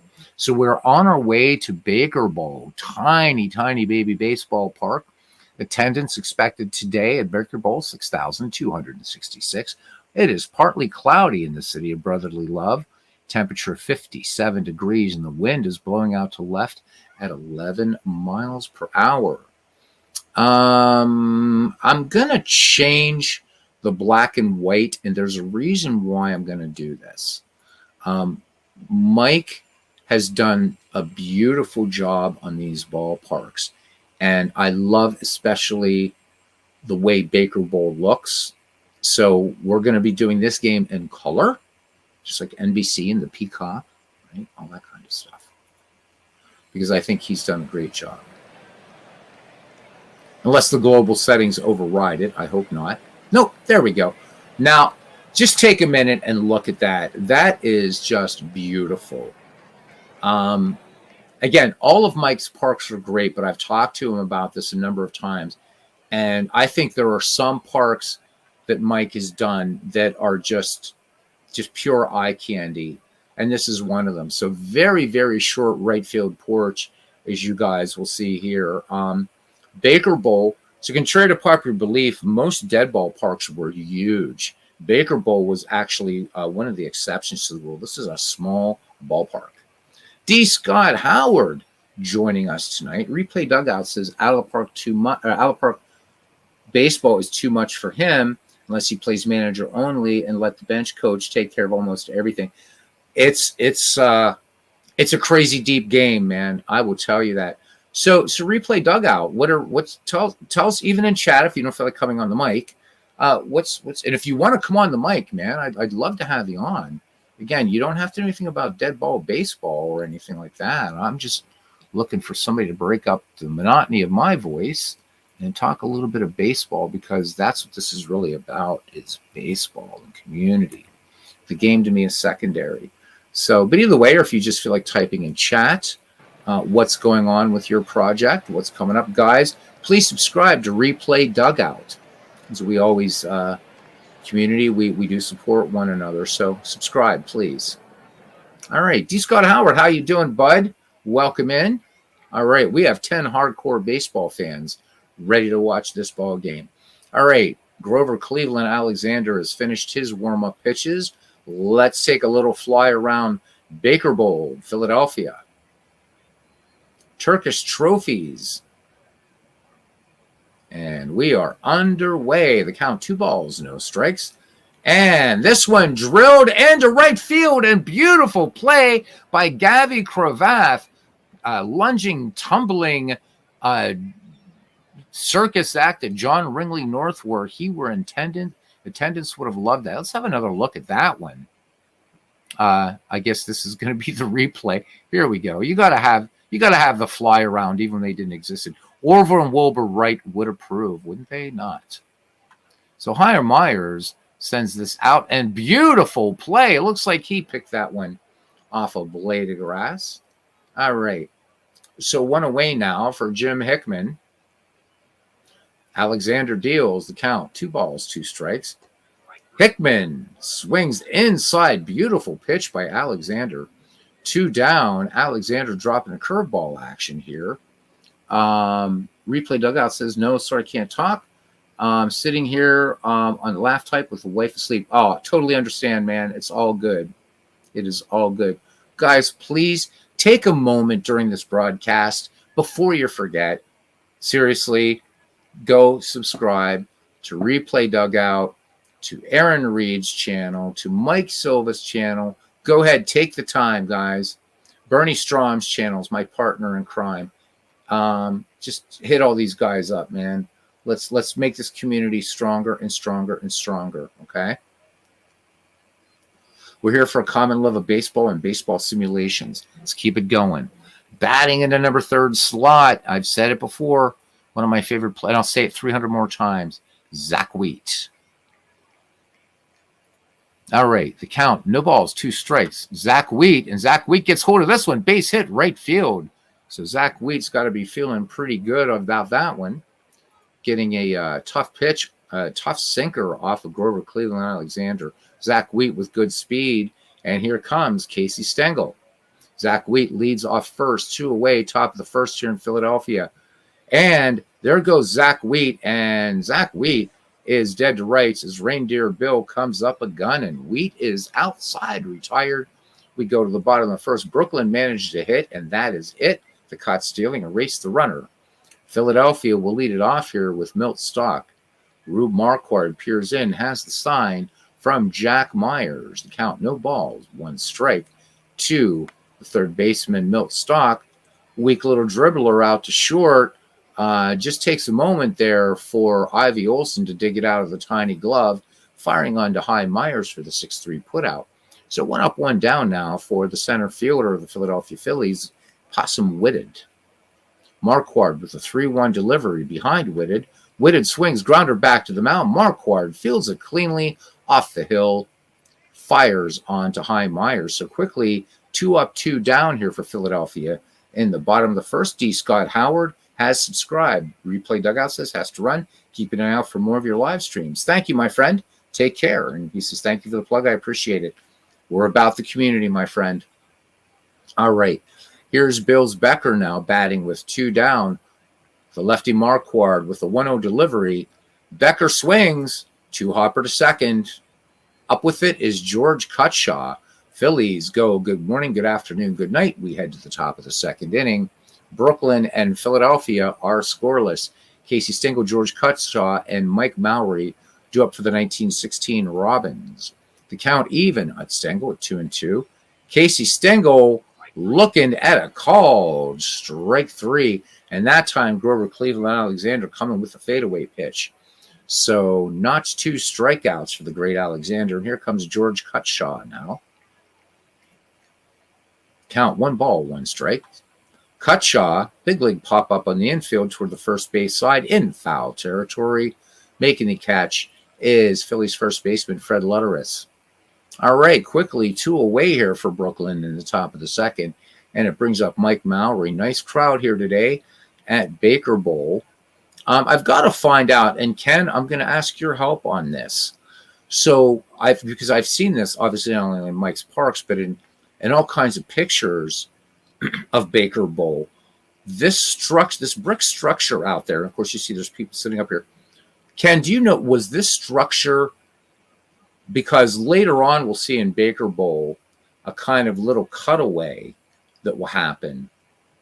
But I'm just curious about this structure, Ken, if you have any history of what this might have been out there beyond the center field bleachers in Baker Bowl. All right, Mike Mowry bats with 2 down. The count 2 balls, 1 strike on Mowry. Mowry swings. This one slapped to first. And it's going to be Lutteris to Alexander. 3-1 put out. 1-2-3 goes Brooklyn. We go to the bottom of the second inning. We have a scoreless tie here in Philadelphia. All right, it'll be Gabby Cravath, Fred Lutteris, and Dave Beauty Bancroft due up.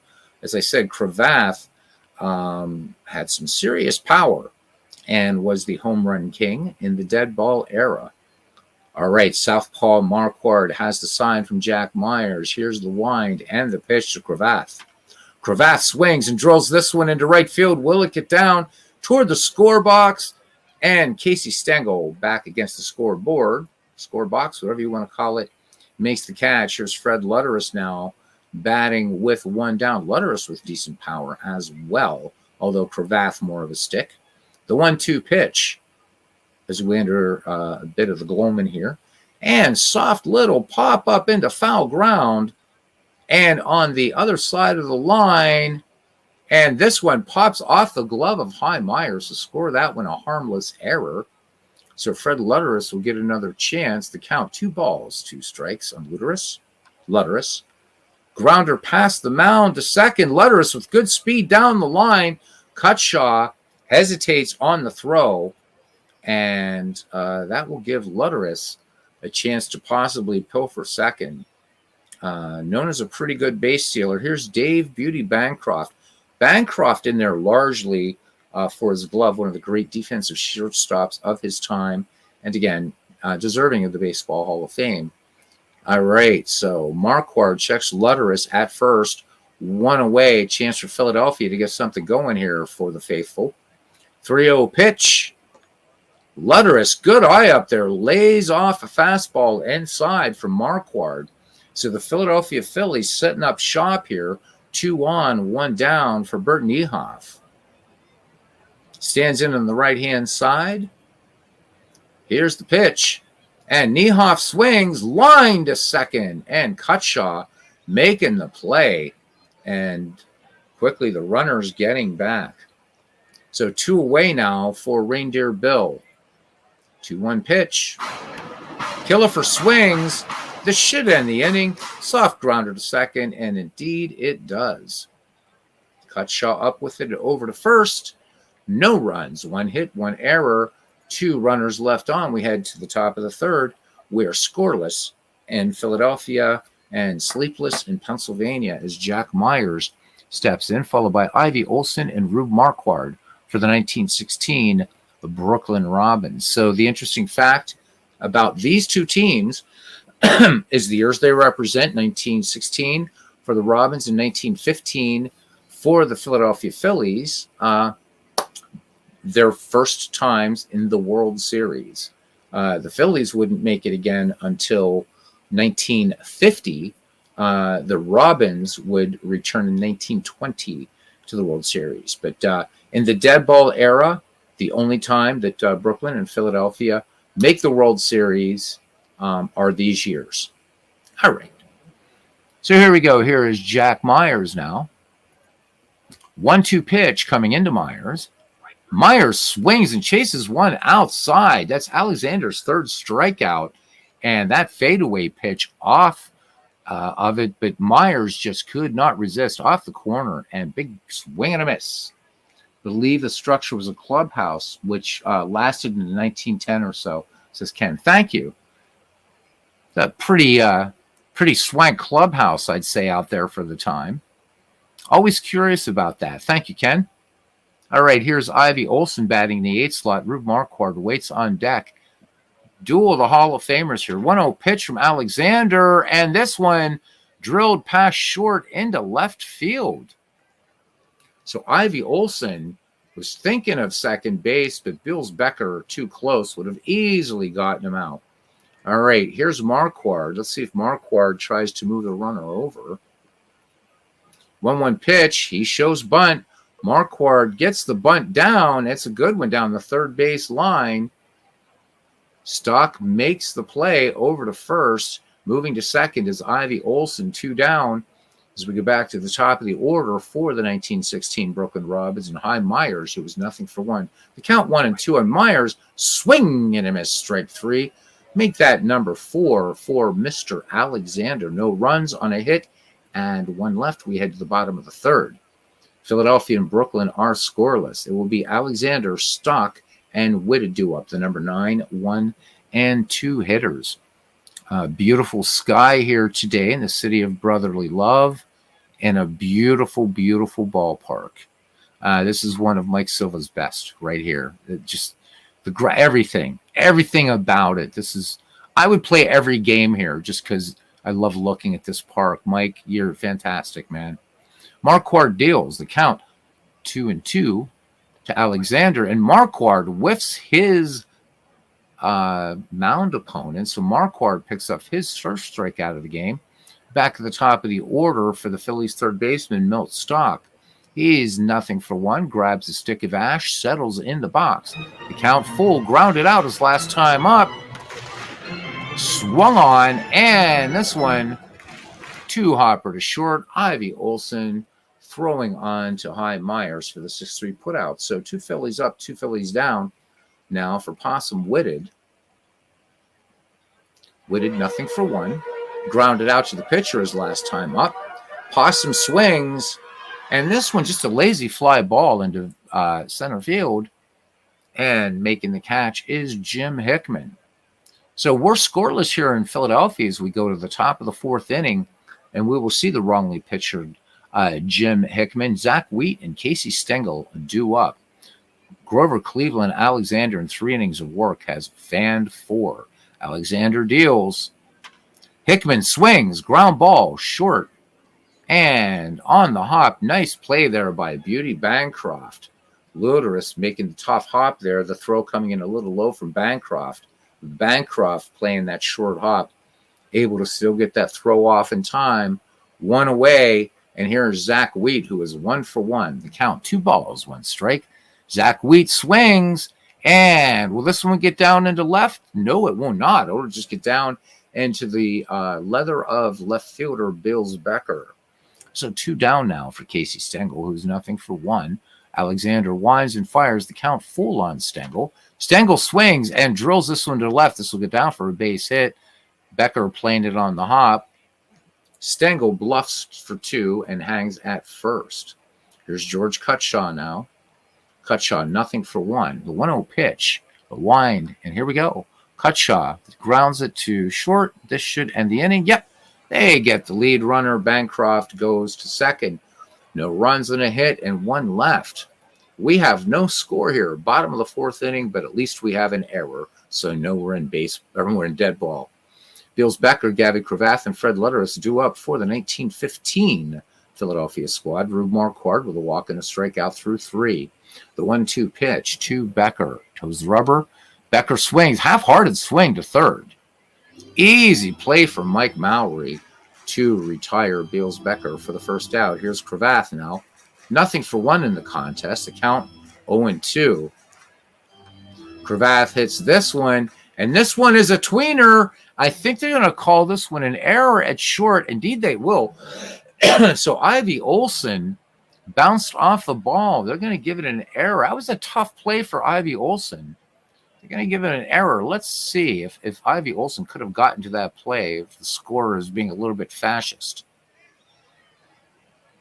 Olson, I don't know. Tough play. So score that one, E6, and Cravath is aboard for Fred Lutteris now. Lutteris, perfect 1 for 1 in the game. Count 2-2. Lutteris swings, and long fly ball center field, and down into the glove of Jim Hickman. So Cravath remains at first. Marquardt gets Bancroft, and the error doesn't hurt. Beauty is at the plate. Here's the pitch, grounded up to first. Take that one, 3 unassisted is Hy Myers. That takes care of Bancroft and the side. We head to the top of the 5th. Brooklyn and Philadelphia are scoreless.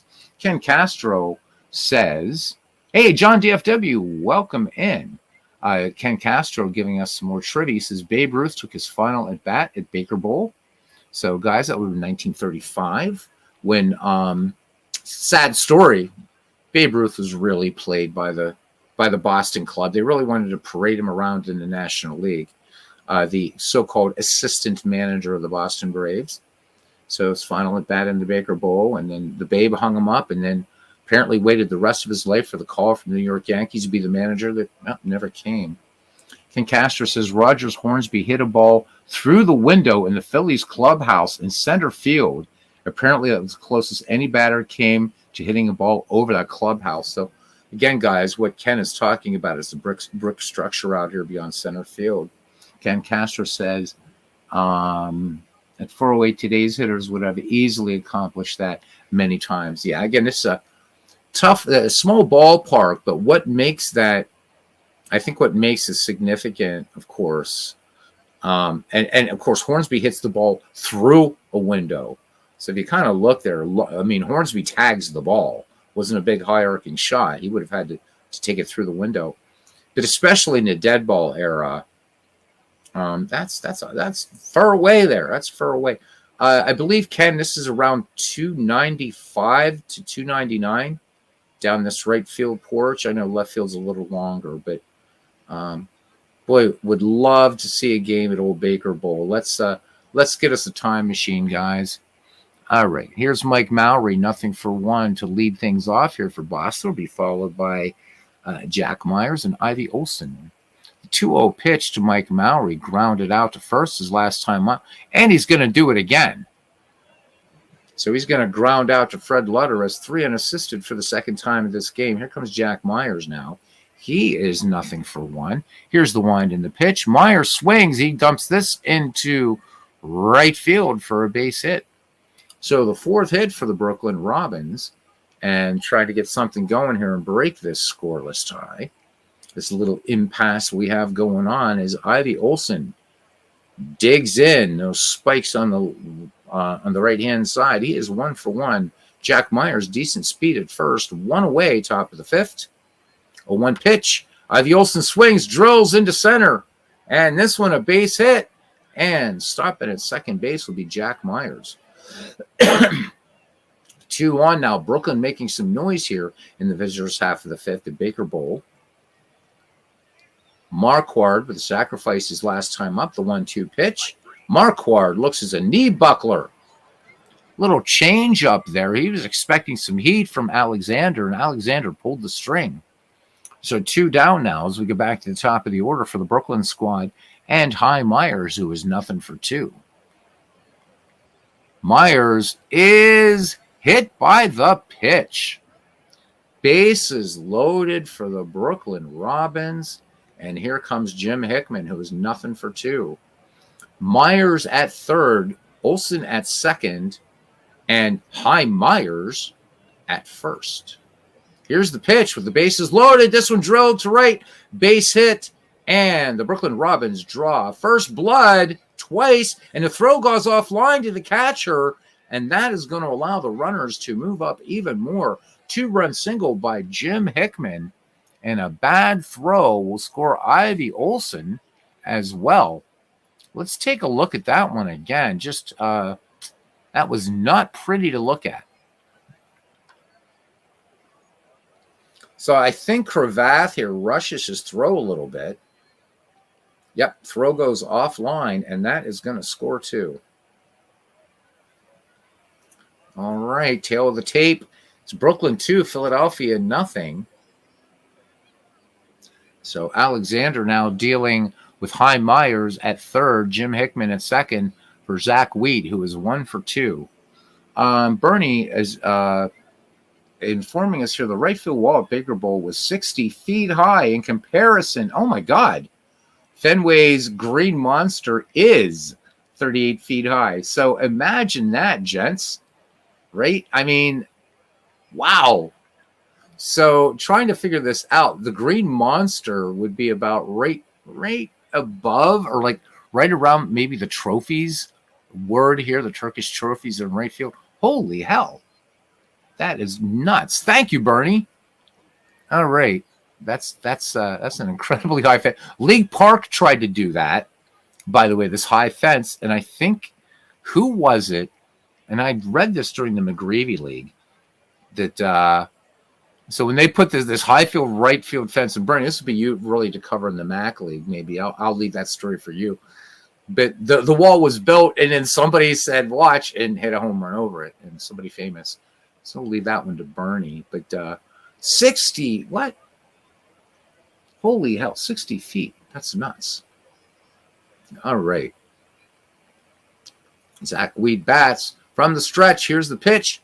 Oh, look at this. So 4 intentional wide ones there by Grover Cleveland Alexander. Loads the bases full of Robins. And it brings up Casey Stengel.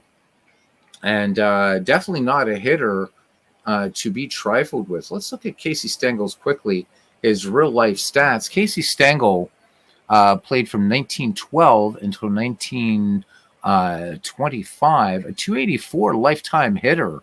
Casey Stengel had 131 stolen bases. Stengel with 535 RBI. I mean, really not a bad player. Stengel had some speed. So let's see what happens here. Stengel, pretty good contact, decent power for the time. Alexander's got to bear down from the stretch. The count full to Stengel, and he walks. Casey Stengel walks in a run. It's now 3-0 for the Brooklyn Robins. So Alexander, a little bit shaky right now.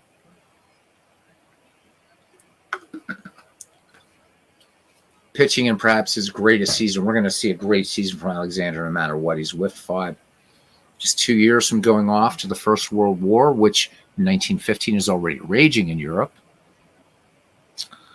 Here's George Cutshaw now, 0 for 2. The 2-2 pitch. Cutshaw swings. This one drilled to right. Will it get down? No, it won't. Gavin Kravitz making the catch under the Pippi cigar sign there in right. But the Brooklyn Robins do bat around, and they score 3 times. They leave them loaded. We go to the bottom of the 5th. Rube Marquard and the Brooklyn Robins enjoying a 3-0 lead over these Philadelphia Quakers. Bert Niehoff, Reindeer Bill Killefer, and Pete Alexander due up. And if I'm the Phillies, I don't pitch hit for Alexander. There's no way. Marquard deals the 3-1 pitch from the lefty. So Niehoff draws the walk. So now both Hall of Famers having some control problems as Marquard deals his first walk. And we're going to pretend this isn't night. We're going to call this the Gloamin', as they did. But now we can see in the Gloamin' just some more of the loving detail that Mike has put in to these ballparks with this sort of lattice work here atop the wall. I really like that contrast right there. All right. Back to game action. Ken Castro says that there's a swimming pool in that clubhouse in center field, by the way. Wow, forward-thinking stuff. Ken also says most of the center field portion was built over lowered railroad tracks. Thus the famous hump in center field. Okay, that explains that hump. I was often wondered about that little bit. So that is pretty cool. So guys, come on. Wouldn't it have been cool? I mean, I know we've got these beautiful, retro stadiums today, like, PNC Park and Camden Yards and, Comerica. And then, of course, you have the jewels that are Fenway and Wrigley. But, God, to have seen games at the Baker Bowl and Fenway and Shibe, I don't care if it was crap plumbing or whatever. I would have loved to have seen games in these grand old baseball parks, Crosley in Cincinnati, Sportsman's Park in St. Louis. How about it? We are in the wrong century, except that we have a longer life expectancy, so that's a good thing, right? Yep. So Ken talking about the Baker Bowl, he says his top park if he could go back in time. I think for me too, as much as Forbes Field and Exposition would be cool, there's something, dare I say, kind of enchanting, if you will, about Baker Bowl, and I would have loved to have seen it. This home for the Phillies, I believe, until the 1930s, early 40s, and then they would share Shibe, which would become eventually Connie Mack Stadium, with the A's. All right. Somebody will correct me on when Baker closed, so I'm sure. All right, Bert Niehoff on for the Phillies. Rube Marquard now deals. And the runner goes. Niehoff off to the races. The throw down. And he's got himself. Niehoff didn't even slide. So Myers double clutching out of the glove and a runner in scoring position for Philadelphia now. Nobody out. And the count 0-1 to the Reindeer. Killer for swing. Sinking liner to right. Into the glove of Casey Stengel. So Ken Castro, I was right, I said 30s, 40s. Ken Castro, 1938 Baker Bowl. It was his final year.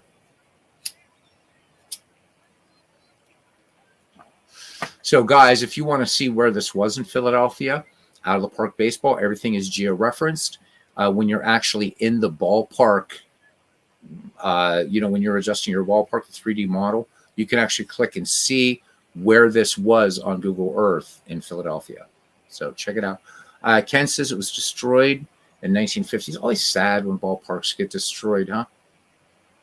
Oh, man. It's still, no matter how many times I see films of it, when Ebbets Field is getting wrecked, it's like getting a Joe Frazier right to the solar plexus. And I was never there. I'm not old enough to have gone to Ebbets. I don't think anybody in here would have had a chance to go to Ebbets Field. I don't think anybody here is old enough.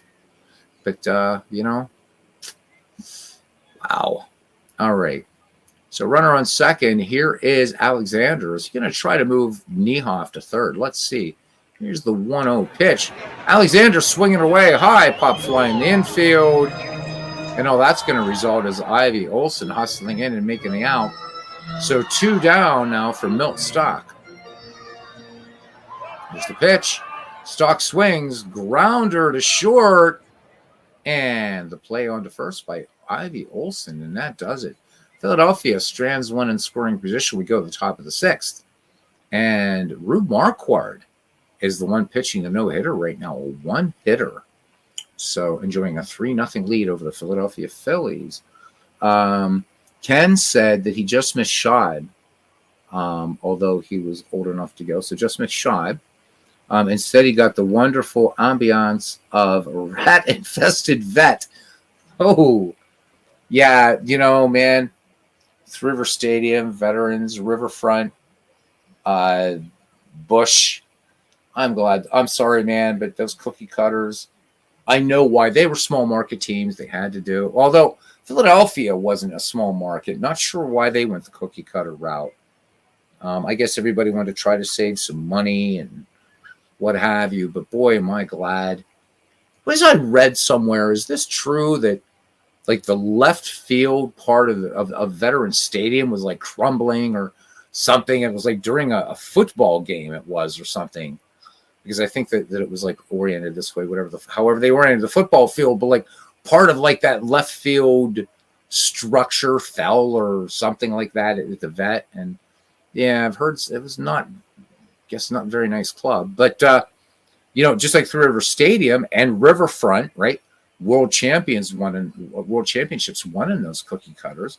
The Phillies in 1980, of course, the champions, Pittsburgh Pirates in 1979, Reds in 1975. So, I don't know. But the Phillies have won since.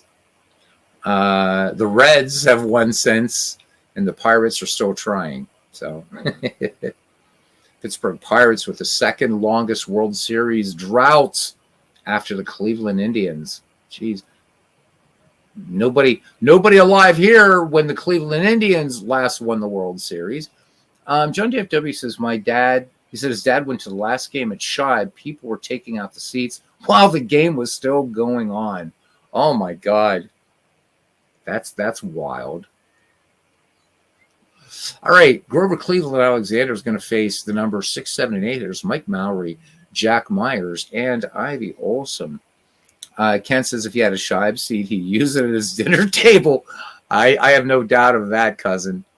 All right, Alexander deals to Mike Mowry. 0-1 pitch, and Mowry tags this one to center field, but Possum-witted just runs over after that liner and pulls it in and says, I can do this all day. All right, Jack Myers, the number 7 hitter now. Here we go. 0-for-1 in this game, but not this time. Myers, slow roller to third. Gloved by Milt Stock. Firing on to Fred Lutteris for the 5-3 putout. So 2 Robins up, 2 down, and here's Ivy Olson now. Ivy Olson a perfect 2-for-2 today. The 0-1 pitch on the way to Ivy. Olson swings, and he's not going to be perfect. This one routine grounder to second. Niehoff to Lutteris. 2 retire the side, no runs. Hits or errors. Nobody left on. We go to the bottom of the 6th here. In the nightcap of this little baseball tete-a-tete. I am off, gentlemen, until Wednesday. So I hope to return tomorrow with some more baseball. Well, it's still early. This is usually when my broadcasts start. But I'm not going to put you guys through 3 games of me. So, all right. Here's Possum-witted. He is nothing for 2. Rube Marquard pitching a 1-hit shutout as we enter the bottom of the 6th. The lefty deals to Possum-witted. Witted swings, and this one is going to twist on the first base side, and over to make the catch is George Cutshaw. So 1 pitch, 1 out there for Rube Marquard, and it brings up Beals Becker. He bounced out his last time up. Becker trying to bunt his way aboard, and nope. That ain't happening. Myers scoops it up, and on the wheel play, fires onto Cutshaw at first. So it goes 2 outs. Here's Gavin Cravath. And these Baker Bowl fans, the Philadelphia faithful, looking for something here from this man, serious pop in his bat. I'm going to predict that Cravath is going to lead the McGraw League in home runs. So I'm saying it now at game on opening day. Count full on Cravath. Cravath goes for 1 on the inside. Room service bounce to third, and that will not be a problem for High Myers. The Philadelphia Phillies go in order. We go to the top of the 7th inning. The Brooklyn Robins 3, the Philadelphia Phillies nothing, and it will be Rube Marquard, High Myers, and Jim Hickman to bat for Wilbert Robinson's Robins. However, Cleveland Alexander with 5 strikeouts, 2 walks finds himself down 3-0. 2-1 pitch coming into Marquard. Struck out his last time up. Marquard, slow roller to short. And that one is going to be with Bancroft's name all over it to fire on to Fred Letteris to take care of Rube Marquard back at the top of the order. For Brooklyn, as John says, final game at Connie Mack Stadium was played on October 1st, 1970, with the Phillies defeating Montreal. Souvenir hunters began. What is it with Philadelphia and dismantling ballparks? Holy shit. Dismantling the ballpark while the game was still in progress. Oh, man. So there we go. So they did it to Shibe and Connie Max. So when you go to Philadelphia and it's the last game of the ballpark, don't even bother bringing, like, if you're going to go on a trip afterwards, don't even bring a lawn chair. Just take a seat from Philadelphia. That is the takeaway from the nightcap here. All right, hi, Myers, nothing for 2. Here's the 1-2 pitch to Myers. Myers looks at a called strike 3. Beautiful pitch by Alexander, and that is strikeout number 6. And that brings up Jim Hickman. 2 RBI in this game for Hickman. No, not 2 RBI. What am I looking at? Hang on a second. Anyhow, fly ball, center field. We'll figure out what the hell I was looking at later on. All right, side retired. We go to the bottom of the 7th. Philadelphia needs to get something going here. Nah, it probably was 2 RBI for Hickman. Okay. All right, it's going to be Fred Letteris, Dave Beauty Bancroft, and Bert Niehoff. And I got to read the Dave Bancroft thing some night. It's funny. I was dying, and my internet went out that night. Finished reading it, looked over, and there's like nothing from the chat. And I mean, this is one that Ken Castro would have been like doubled over in laughter, like nobody. And I'm looking, and the internet just crapped out. So that's coming some night. All right, here we go. Fred Letteris is going to swing on the first pitch. And this one, a liner to left. And Zach Wheat races back and makes the catch for 1 out. Here's Dave Bancroft now. Bancroft, nothing for 1 in the game. Grounded out in the 4th, the count full. Bancroft swings. Hard grounder. Oh, nice stop at short, but bad throw. Bad throw over there by Ivy Olson. And Bancroft is going to be, he's going to make second. So shortstop to shortstop. Olson picks up his second error. Brooklyn with 3 in the game. And let's look at that one again. So Olson, I think, got unfairly charged with an error last time. But this one, clearly bad throw. This one going all the way, bouncing off near the dugout here at Baker Bowl. All right. So 1 away, the Phillies now threatening with a runner in scoring position, the bottom of the 7th, and brings up Bert Niehoff, who is nothing for 1. Rube Marquard has the sign. Here's the pitch. And the throw down to third. Oh, my. Beauty Bancroft was given the sign to, or maybe he wasn't. Bancroft is gunned down at third. Good throw by Jack Myers. We'll just look at that as a regular replay. So here goes Bancroft. He had a pretty good jump, but bang. Ah, well. So it goes, so it goes. Hope springs eternal, and pricking gun, fouling bubbles, and all the great poetry in prose, florid and otherwise, in the great game of baseball could apply to Dave Bancroft almost as much as Babe Ruth in 1926. There's obligatory, I mentioned Babe Ruth in the 1926 series at least every 5 games.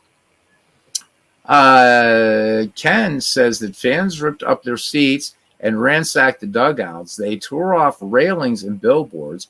A gigantic rain tarp was torn to shreds, and both the infield and the outfield were ruined. This is from the Philadelphia Inquirer. Holy hell.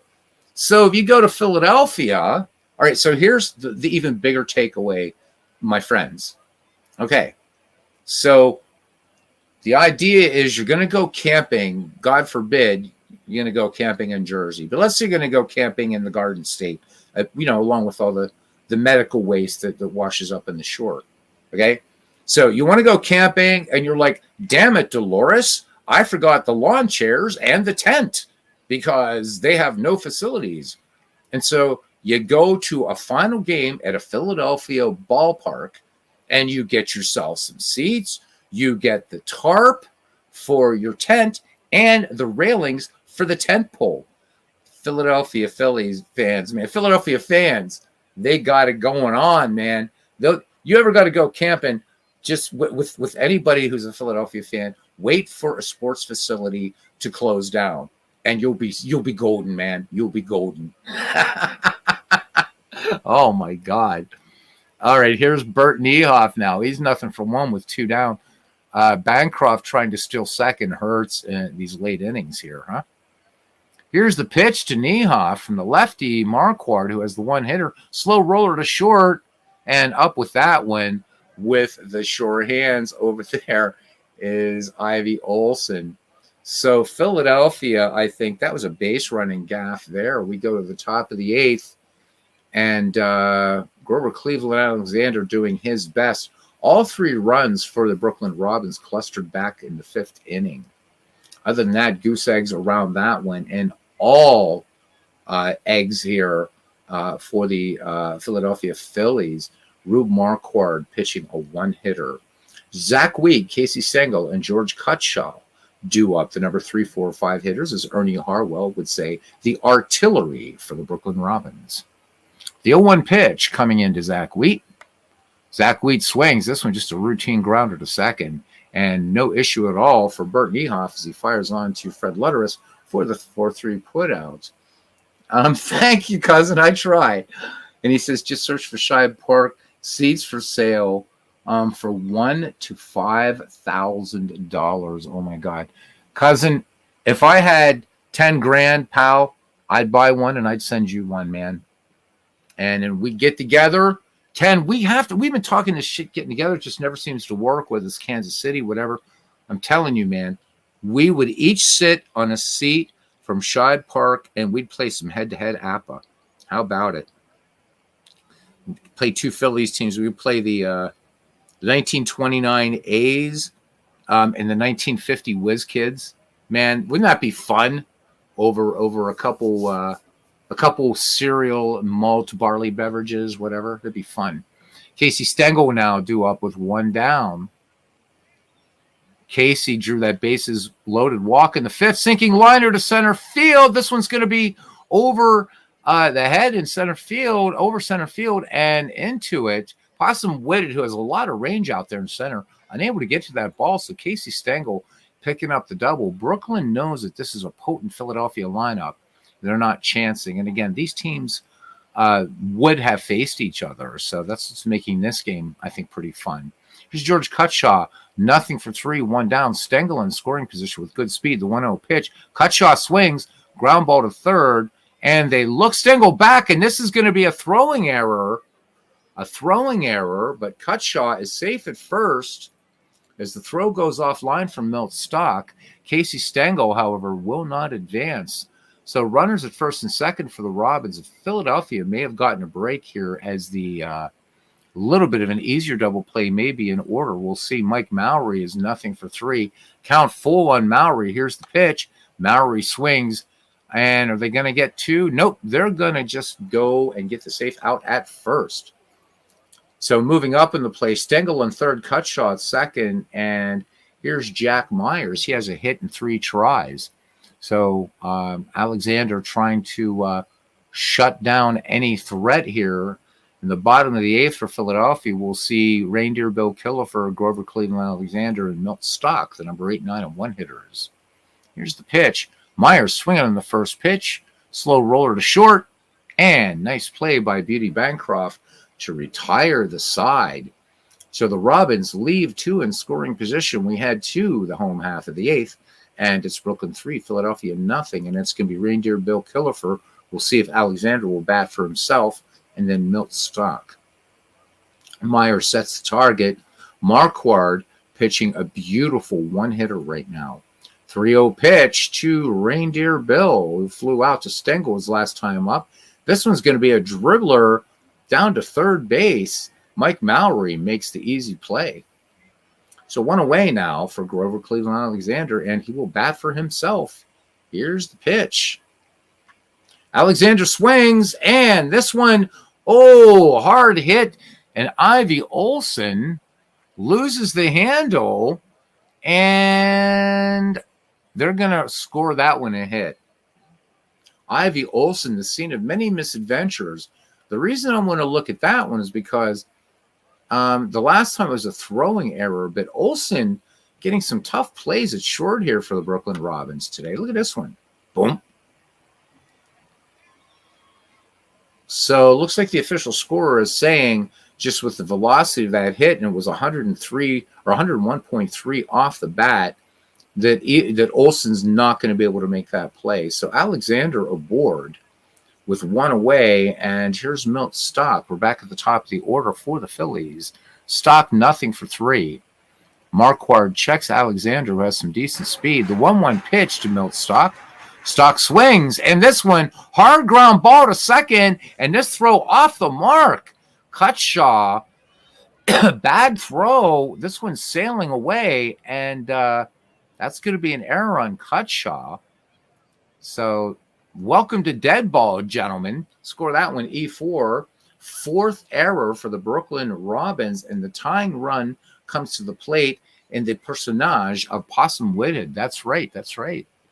He is here, not Bunny Fabrique, who will probably not see the rest of the season, but Possum Witted. Here we go. Possum, nothing for 3, 1 down. The Phillies have a good opportunity to get on the board here and break this now 2-hit shutout thus far by Rube Marquard. The 1-0 pitch to Witted.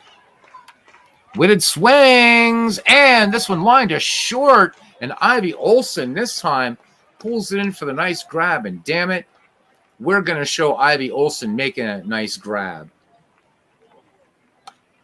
Look at this. Boop. Out of the air, Mom. Out of the air. All right, 2 away. Here's Beals Becker now. Nothing for 3. Philadelphia chances dwindling when we go to the 9th. It's going to be Olson, Marquard, and High Myers. 0-2 pitch coming to Beals Becker. Becker swings, and what a stop by Ivy Olson. Makes a great diving catch to end the inning. This has been, I'm glad I did the highlight reel, because we're going to do an Ivy Olson night some night. Great play by Ivy Olson, and yeah, we're going to look at it. That's right. Ivy Olson, man, he's Hannes Wagner out there today. How about it? All right, here we go. 9th inning. Brooklyn will have a pinch hitter here, so we're going to see Jake Dalbert. Nice to see Jake Dalbert in the game. Rube Marquard and High Myers. Jake Dalbert is a player that's definitely worth looking at here for a moment, my good friends. Jake Dalbert played from 1910 through 1924. Pretty much a lot of his career with Brooklyn, but I guess the last quarter of it played with Cincinnati. Jake Dalbert, so a lifetime 303 hitter. That's a guy you don't hear much talked about. Dalbert with 251 career steals, at 56 home runs, on the triples, 165. So to put that in perspective, the all-time leader in triples is Sam Crawford with 312. So pretty good numbers there for Jake Dalbert in terms of the most exciting hit in baseball. All right, back to the game. And Jake Dalbert will be somebody we'll be highlighting in more depth later as the season goes along. All right, making his first appearance, obviously, Alexander deals. Dalbert swings, and this is going to be a gapper into left center. It's going to go all the way to the wall. And Dalbert, wow, they're trying to get to that ball. Dalbert is going to go for 3. The play at third, and he is safe. A triple for Jake Dalbert. I swear to God, I did not plan that. Let's look at it again. A lot of bouncing and futzing about out there. And let's see. Let's look at Dalbert. So out into no man's land and just all over the place. Okay, who's going to get the ball? Who's going to throw the ball? Daubert with good wheels gets around to third. Ouch. All right, so Grover Cleveland Alexander once again has got a pull from deep inside. Here's Rube Marquard, who will get to bat for himself, of course. Count full of Marquard. Marquard looks at a called strike 3. So it's the second time Marquard has struck out against Alexander, and that's whiff number 7 for Alexander. And living on that changeup. Here's Hy Myers now back at the top of the order for Brooklyn. 1 away. Myers nothing for 3. Here's the pitch. Myers swings. This is going to score a run. Base hit left field, and that will be number 4 for the Robins. Again, this is game 1 of 153 for all of these teams. So I expect to see it's going to be exciting in both the McGraw League and the Mack League. So hopefully you guys will follow us. Now we are down to the hardcores, 5 watching. So now we know the hardcores are here. Or the people that feel sorry for Beatles eternally. He doesn't have a life, man. We'll stay around for a little bit. Jim Hickman, 1 for 4. Jim Hickman, indeed, 2 RBI. So 2 of the 4 runs by the Brooklyn Robins, courtesy Jim Hickman. Hickman's going to ground this one to second, and Niehoff will pick it up and fire on to the shortstop Bancroft. No relay throw, so Hickman aboard in the fielder's choice brings up Zach Wheat. Zach Wheat, 1 for 3. 2-1 pitch. Zach Wheat bounces this one into right field for a base hit. Long throw from right from Cravath, and safe on the Miltstock tag. Moving to second then is Zach Wheat. Here comes Casey Stengel. So Grover Cleveland Alexander struck out 7, but he just isn't getting any help at all. Look at these zeros all up and down here. When we go to the Philadelphia 9th, it'll be Cravath, Lutteris, and Bancroft. So don't count the Phillies out just yet. But the fat lady could be warming up her pipes. 2 in scoring position. Alexander deals to Casey Stengel. The not yet old professor is 2 for 3 with a run batted in this contest. Stengel draws the walk, and that'll load him up. And they're going to pitch to George Cutshaw. So I think Alexander maybe making the wise choice. Stengel just a little bit too hot today. 2-2 pitch. Cutshaw swings, number out in front of the plate. And up with it is Reindeer Bill Killefer, and he will fire to first for the out. So the Robins pick up a run on 3 hits. They leave them jammed. We go to the bottom of the 9th, and the Philadelphia Phillies try to solve Rube Marquard pitching a 2-hit shutout. It'll be Gabby Cravath, Fred Lutteris, and Dave Beauty Bancroft. Cravath nothing for 3. Marquard into the wind.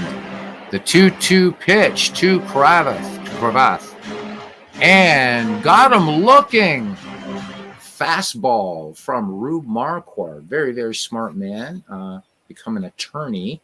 Not sure why they called him Rube. So in the Deadball days, you were called Rube if you were from the country, or little, So Rube Waddell, certainly given that name and what have you. But Marquard, actually middle class, very educated, law school, the whole thing.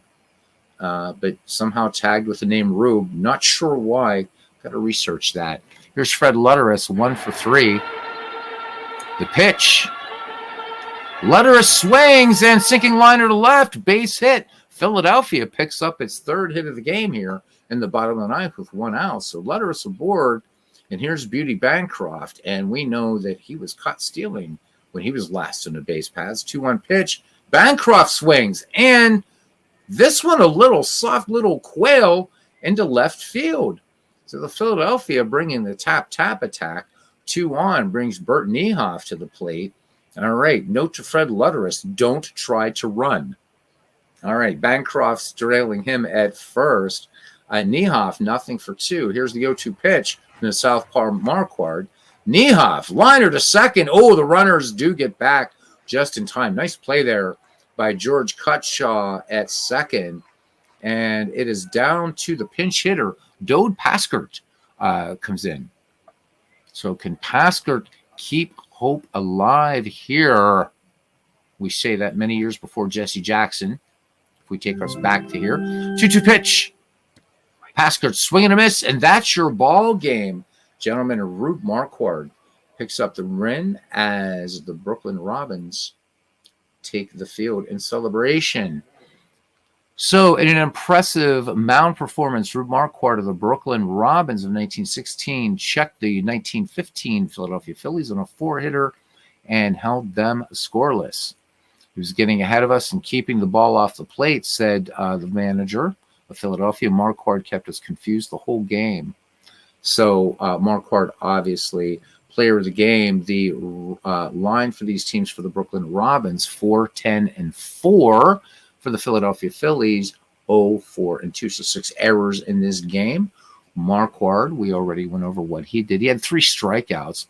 Grover, Cleveland, Alexander. Tough game for the great Alexander, who pitched 9, 10 hits, 4 runs, 3 earned, 3 walks, 7 strikeouts. So Hall of Famer versus Hall of Famer.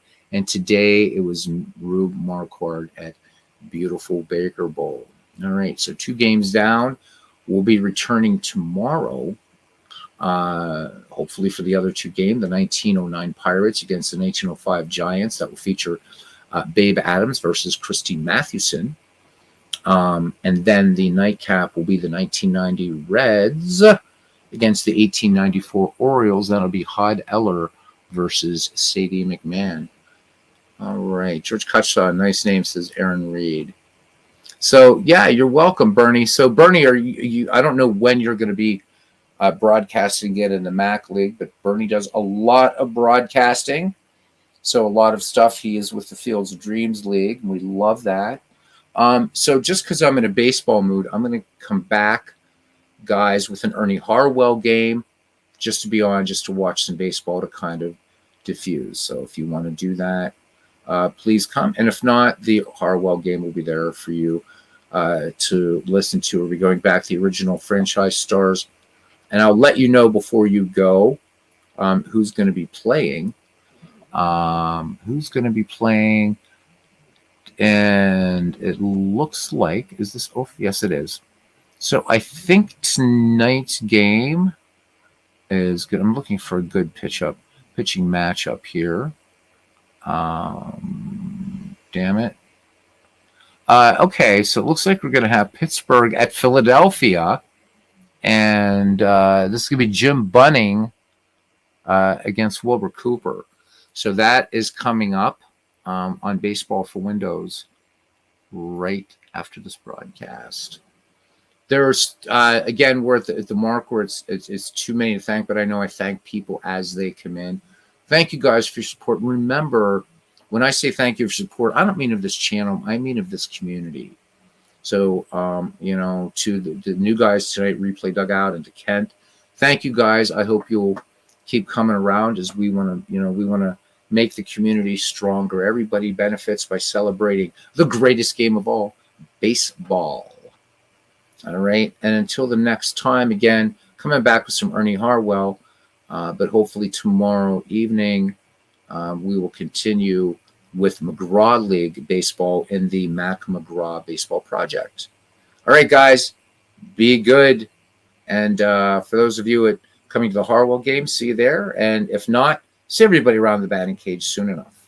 All right, this is Beatles Eternally signing off.